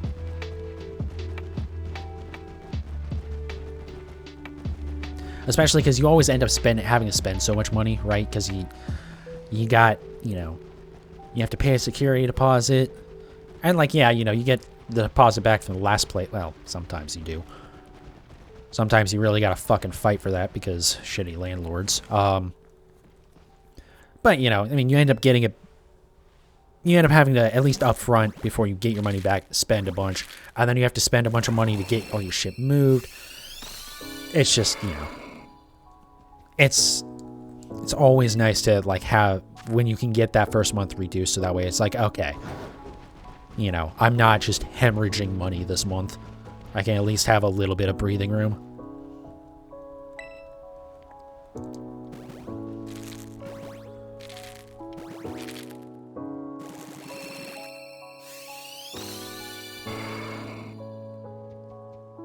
I pay rent. Yeah. I mean, what's a eviction or two, right?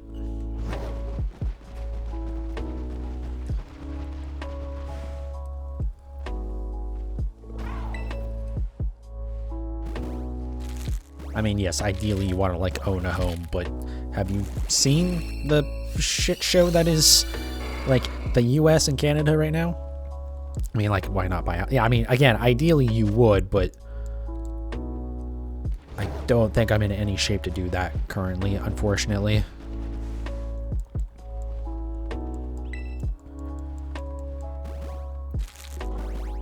Housing market where you're at is shit right now. Yeah, the US is still, or at least around, you know, in the city where I'm at, is just fucked. Well, it's not as bad as it was, like, last year or the year before. When all of a sudden people realized, you know, just, it was so inflated. And then now it's kind of tapered off a bit, so their prices are coming back into reason, but it's still, like, still a lot. I guess America, yes. I mean, it does depend on where you live, but I'm not, like, trying to move to a new city or anything.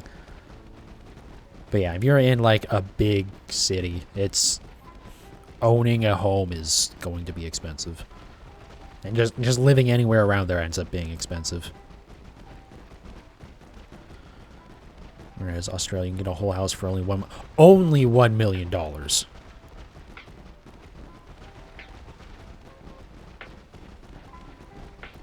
Granted, I know the Australian dollar isn't necessarily as strong as the American dollar, but, like, still, that is a lot.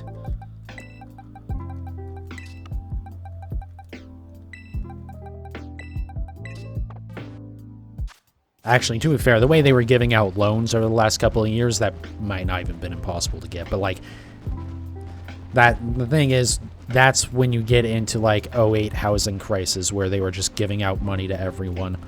And then all of a sudden, the economy went to shit and everyone's interest rates went way up. And then it was a fucking disaster. And weird, it almost feels like we kind of were getting into the same thing again.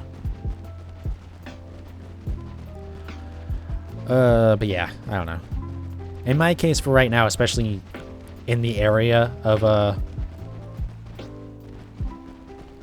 where, like, in my town where I want to stick around, yeah, renting's gonna be my best option. You don't think you can stay for the entire set of eggs? You gotta go to bed. All right, no worries, man. You have a good night. Thank you for tuning in. Again, I do definitely appreciate it. Hope you get some rest, man.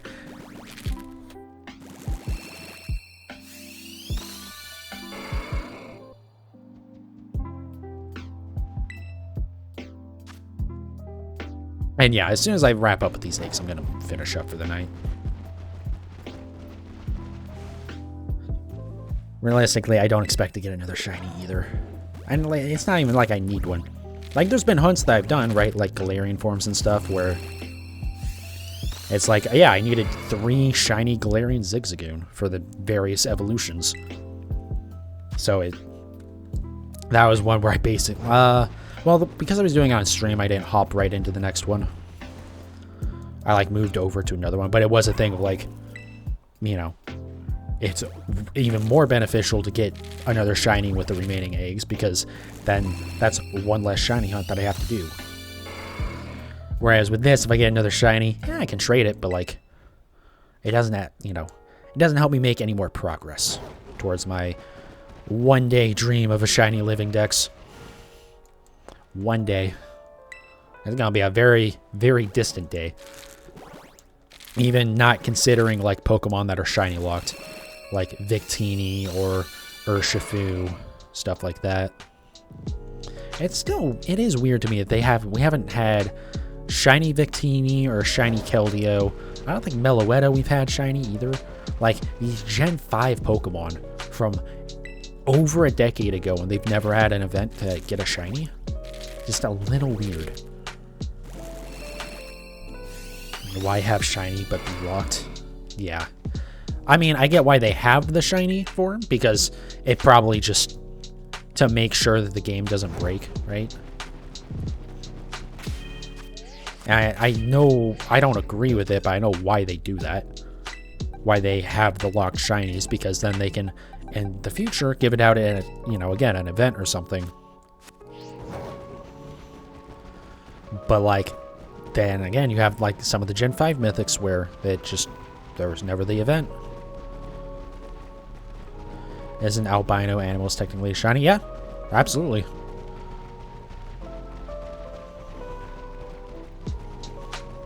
Just a very rare, different coloration. Yeah, it fits.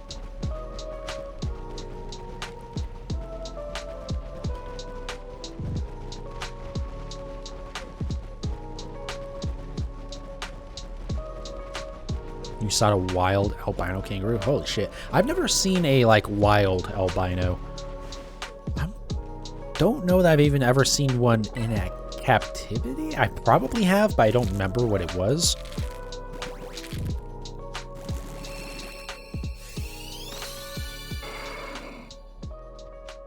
But yeah, definitely never a wild one. Albino lions. Yeah.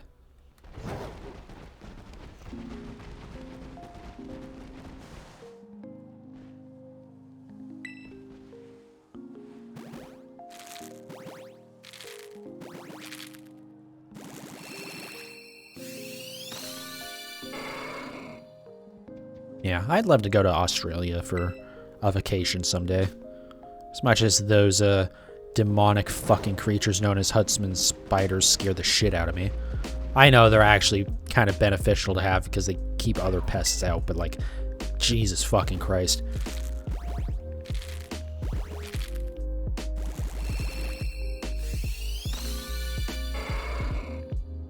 Huntsman spider. Yeah, like, even in general, most spiders, right, it's kind of good to have them because they catch, like, flies and shit, and huntsmen, again, are a whole other beast of that. But, like, I can't do spiders, man. Which is weird, because even, like, growing up, like, we would have, not, in the house. And actually, like, outside, they don't bother me. It's in my house is the big thing. Or, wherever I'm at. But, like, tarantulas and stuff would be outside all the time. We would even, like, mark them so that, like, we would make sure not to step on their holes, right? So that way they would be fine, because, like, they're cool. Like, they're great outside and stuff. And they don't really faze me, but, like, the idea of just having one in my house, I just, yeah. No. Please, no. Thank you. Saw one the size of my hand. I have big hands. Yeah. No.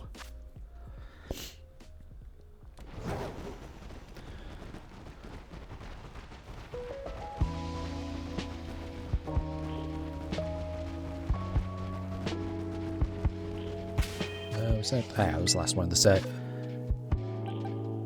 Yeah, spiders are homies, but, just maybe don't ever be near me, please. I'm not great with bugs in general, but, like, it, again,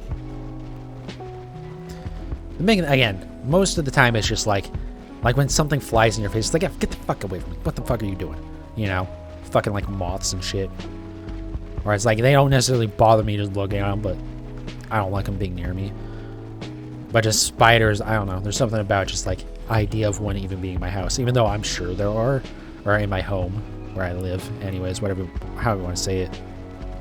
I'm just like, no thank you. You ain't scared of creepy crawlies if you try. Yeah. fucking 90% of your guys' native wildlife wants to murder everything. I would imagine you get used to it.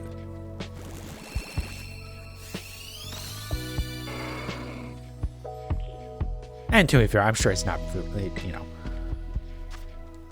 I'm sure I could go and stay at a hotel and it'll be just fine. To be fair, the bigger issue is actually being able to take a vacation to Australia, you know?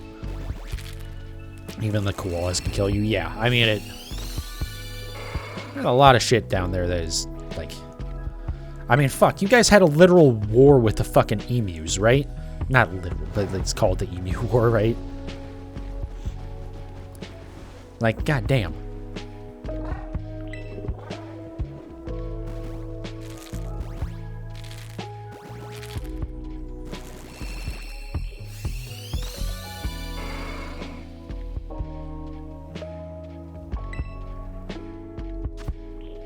All right.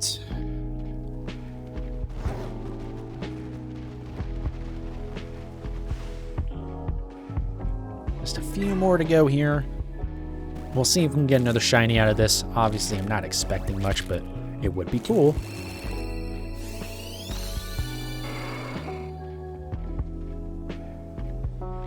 And, yeah, so I'm so glad we got this. When I first started doing the encounter hunts in this game, my first few went so dismally. Like, it was just... I was so disheartened about it. Because, like, I just had such bad luck. And, like, it, you know, it got better. Because it's, you know, that's how shiny hunting is. Sometimes you have bad luck. But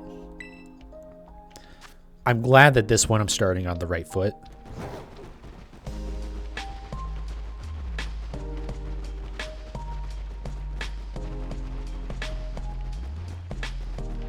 And then, yeah, Wednesday we can start getting into Blaze Breed. And then I will have to try and remember over the weekend to, oh, that was probably the last one, yep. Remember to get into, go get a Aqua Breed as well. I don't think I've bothered to catch one of those in my Violet save, but I mean, that's not really helpful to me right now.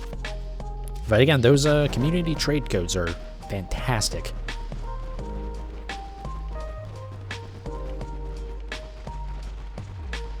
You have shiny Farigiraf. Not yet. That is definitely, I mean, eventually I will get one of those because, I mean, besides the fact that I do want to get a complete shiny national dex at some point.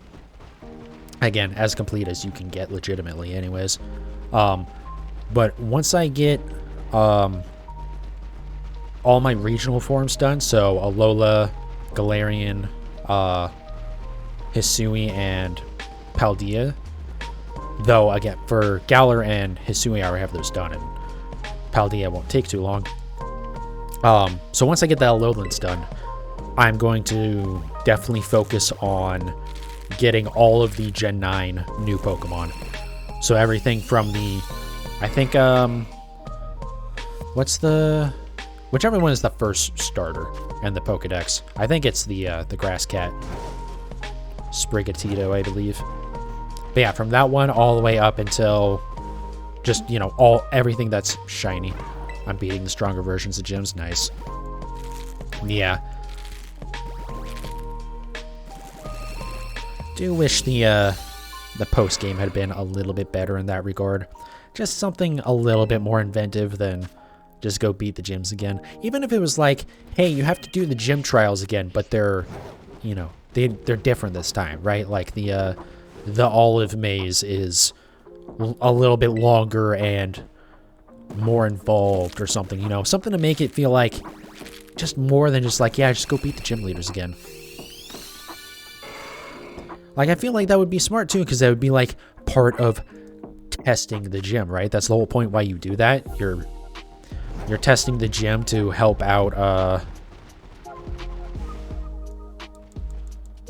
what's her name? Jita, is that it? So that way she can help out set up the tournament.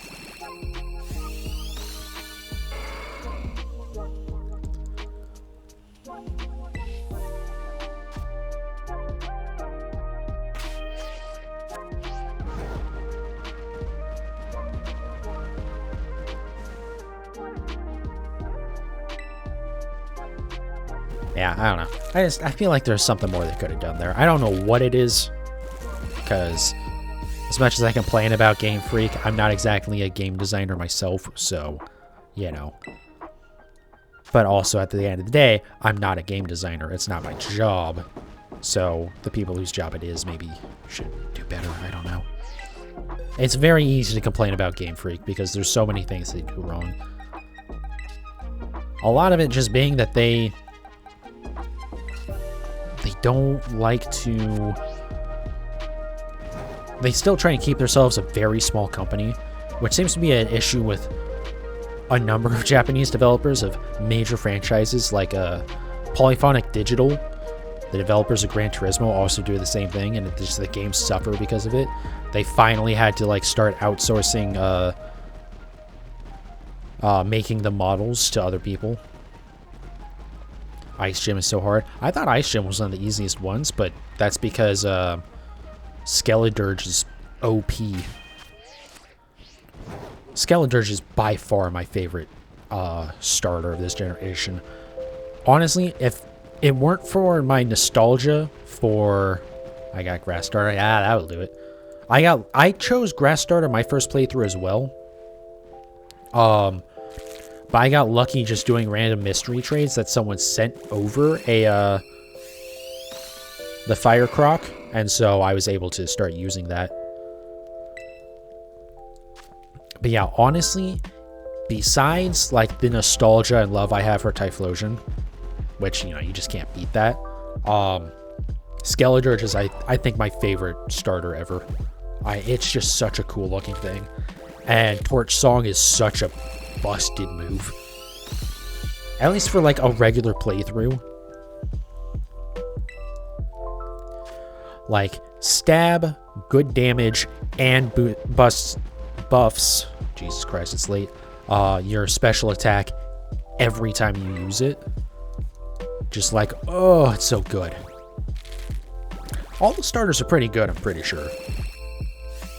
But Skeledirge is love, and the design is just... Oh, sorry. The design is just fucking so cool. Why does Bug Gym use a bear? Well, that's their thing about, like, you know, the terrestrializing. It's like, no, it is bug type, though, because I terrestrialized it. I get it, but also it is kind of, it's kind of dumb. I liked that, the grass gym, Jesus Christ. The grass gym used a pseudo-wudo, though, and then turned it from from rock type into grass. I thought that was pretty funny.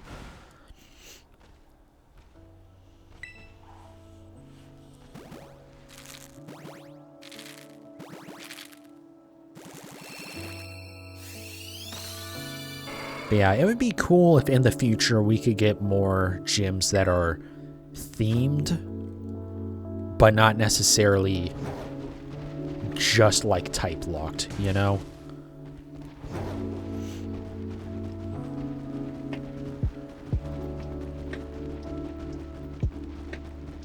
Like, you know, a gym that like they only use like dog Pokemon or something.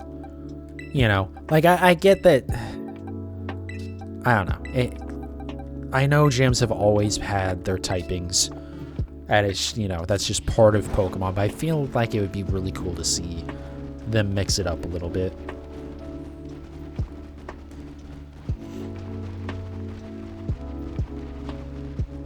Like, I remember they said that you know, Gen 7, you know, it doesn't have gyms. We're trying something different here. And then it was just basically, you're right, it's not a gym, it's just a small little puzzle, and then the battle with the gym leader, basically. You know, like, yeah, it wasn't the gym leader, but it was, you know, it was a similar thing, right? It was the totem Pokemon. And like, there's kind of no way to get around that, right? It's a good structure, I think, a good way to pace the game. I just wish we could get a different way of doing theming than just typing.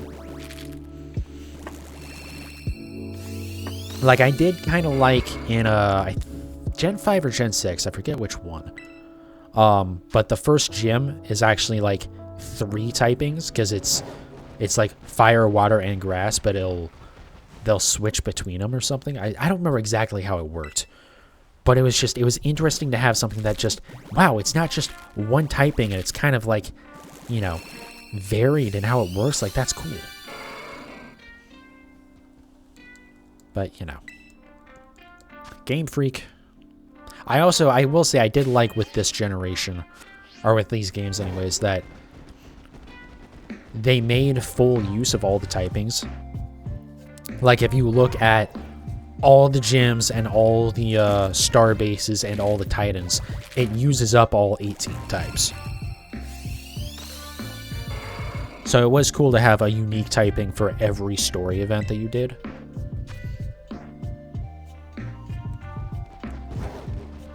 But also, again, just, you know, I don't know.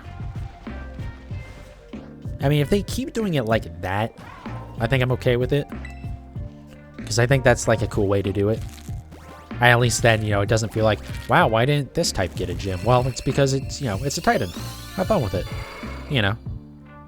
It makes it feel more complete in doing that. It makes it feel not as bad about the themes of gyms not being ever really different. Although, I say that also, we kind of did get that, right? In Sword and Shield with the so-called dragon gym that was actually a weather gym. Like, yeah, more shit like that, please. Like, don't call it a dragon gym and then have it be a weather gym. Just call it the, you know, whatever the name of the town is, then you get there. It's like, yeah, this gym focuses on weather effects. It's like, okay, awesome. You know, that gives me a different mechanic to work around.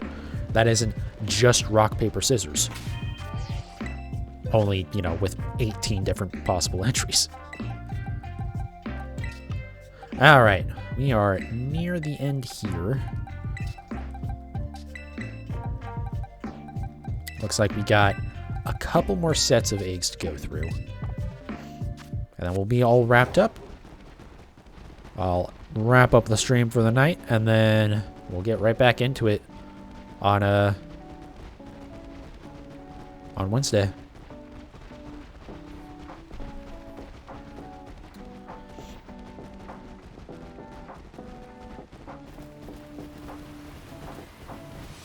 Oh, there's that rain again.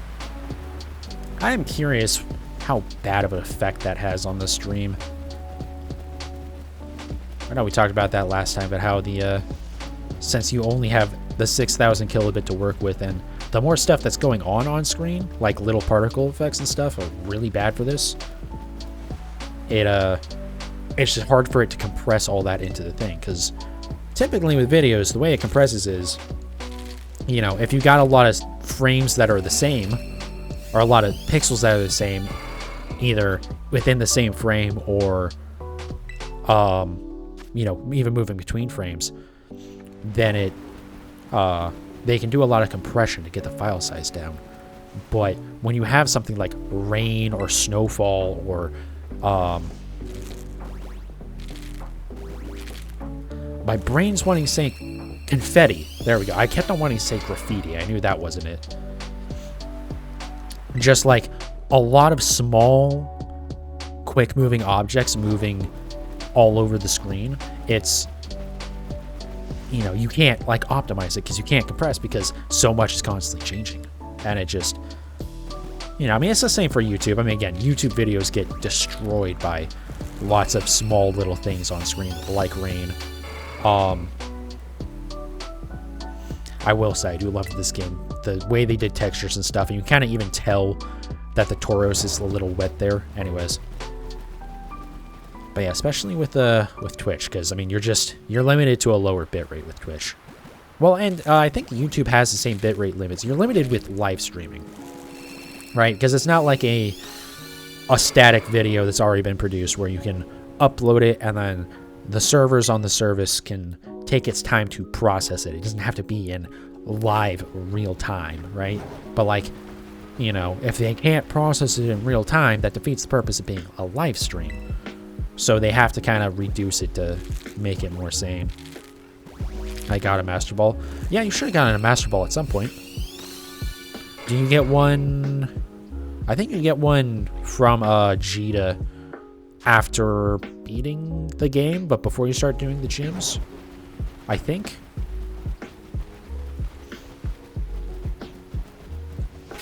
I forget exactly when you get it, but yeah. You get 1 whole Master Ball. Unfortunately, there's no lottery mechanic in this game like there was in previous generations. Whereas, obviously a very unlikely chance, but there was a chance to get additional Master Balls. What do I use it on? I'm lazy, and I've just used mine on, the Legendary, basically. I think. Did I use the one in this game? I think I did, right? Yeah, I did. So yeah, when I caught Koraidon. Or just hold on to it. Because, like, you know, you can always reset and retry with the Koraidon, right? Even if you don't catch it, even if it takes a few attempts at the battle. So you can always hold on to it and just use it on a shiny, right? You know, throw your quick ball right off the bat, try and catch it, and then when that doesn't work, just to make sure you get the shiny, chuck the Master Ball at it. Especially Pokemon that have self-destruct as an ability. That's really helpful. And there's nothing worse than a shiny that kills itself in front of you.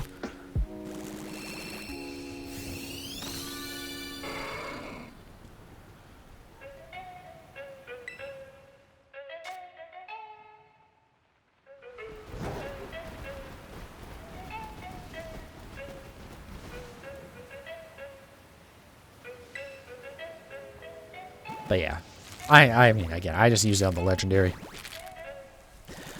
Grant, did I know that you couldn't get more when I did that? Maybe not originally. I know I did with Violet, but I knew I wasn't going to really need it for Violet, so I wasn't too worried about it.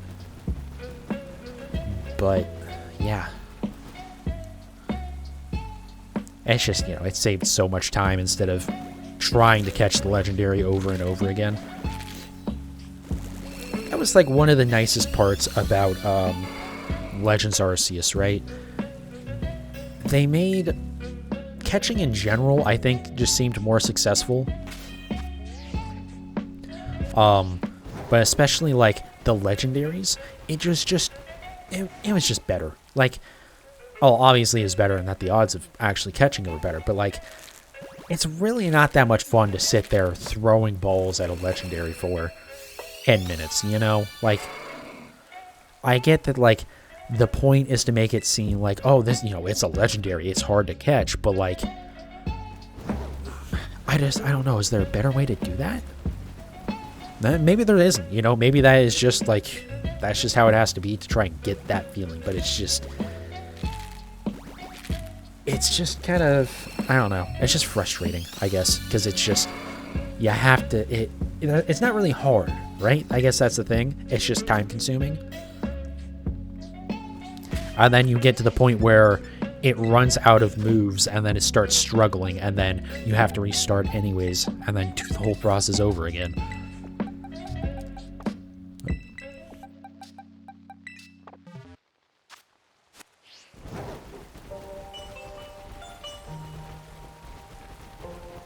So yeah, I don't know. Will getting every Pokemon take long? It'll take a little while. For the most part, it isn't hard to, like, find any specific Pokemon, though. The biggest thing is, like, the Charcadets, or the evolutions of Charcadet can take a little bit, because you have to knock out certain Pokemon. Or I think get certain items, I forget exactly what it is. Golden Go, or Godango, however you want to say it, will take a little bit, because you need, in order to evolve Gimmighoul, you need 999 Gimmighoul coins. That one will take a little bit. Getting all of the Gimmighoul spawn spots, like just going to all of them, getting them the first time, that will help a lot, because you get, typically from the big spawn, like the chest spawns, I should say, not like the little guys, the chests, at like the watchtowers and stuff like that, typically give out good rewards. Like, I had a Gimmighoul, or a Golden Go, in my Violet playthrough before I even finished playing. So, that was nice. Or before I finish, like, my playthrough. Anyways, guys, I'm going to wrap up there. It has been almost 4 hours. It has been a very long time since I've done a 4-hour stream. Like Baines mentioned earlier, I usually stick more to the 2. I want to do more 3-hour streams, but typically it's just for whatever reason I get stuck not being able to do that. But yeah, we are going to wrap up there. Thank you guys so much for watching. No stream tomorrow or Tuesday. It's already Monday, I guess. So today or Tuesday. But yeah, we'll work on Blaze Breed Tauros, or start working on it on Wednesday. And yeah. So yeah, for you guys watching live, go ahead and check out the YouTube channel if you can, youtube.com/@panicosgaming. I try to put up all my VODs over there. I also do highlights for my shinies. And it's a little bit higher quality for the recordings there, so it does look a little bit better. Yeah, feel free to check that out. And if you're watching on YouTube, thank you so very much. Check out my Twitch channel, twitch.tv/panicosgaming. And yeah, I try to stream every Wednesday through Sunday, typically late night streams starting around midnight Mountain Standard Time and going for 2 to 3 hours apiece. This one's a long one. But yeah, I mean, I'm pretty much just play Pokemon. There's a little bit of other stuff mixed in, and most of what I do right now is just shiny hunting. So yeah, you know, shinies, when you're in chat for the shiny, it's always fun. So feel free to check me out. But regardless, wherever you're watching, whether or not you check out the other channels, thank you so very much again, guys. God, I appreciate it so much, really. I know that's the same thing that every fucking streamer and creator says. But yeah, I mean, I really do appreciate it, and I will see you guys next time.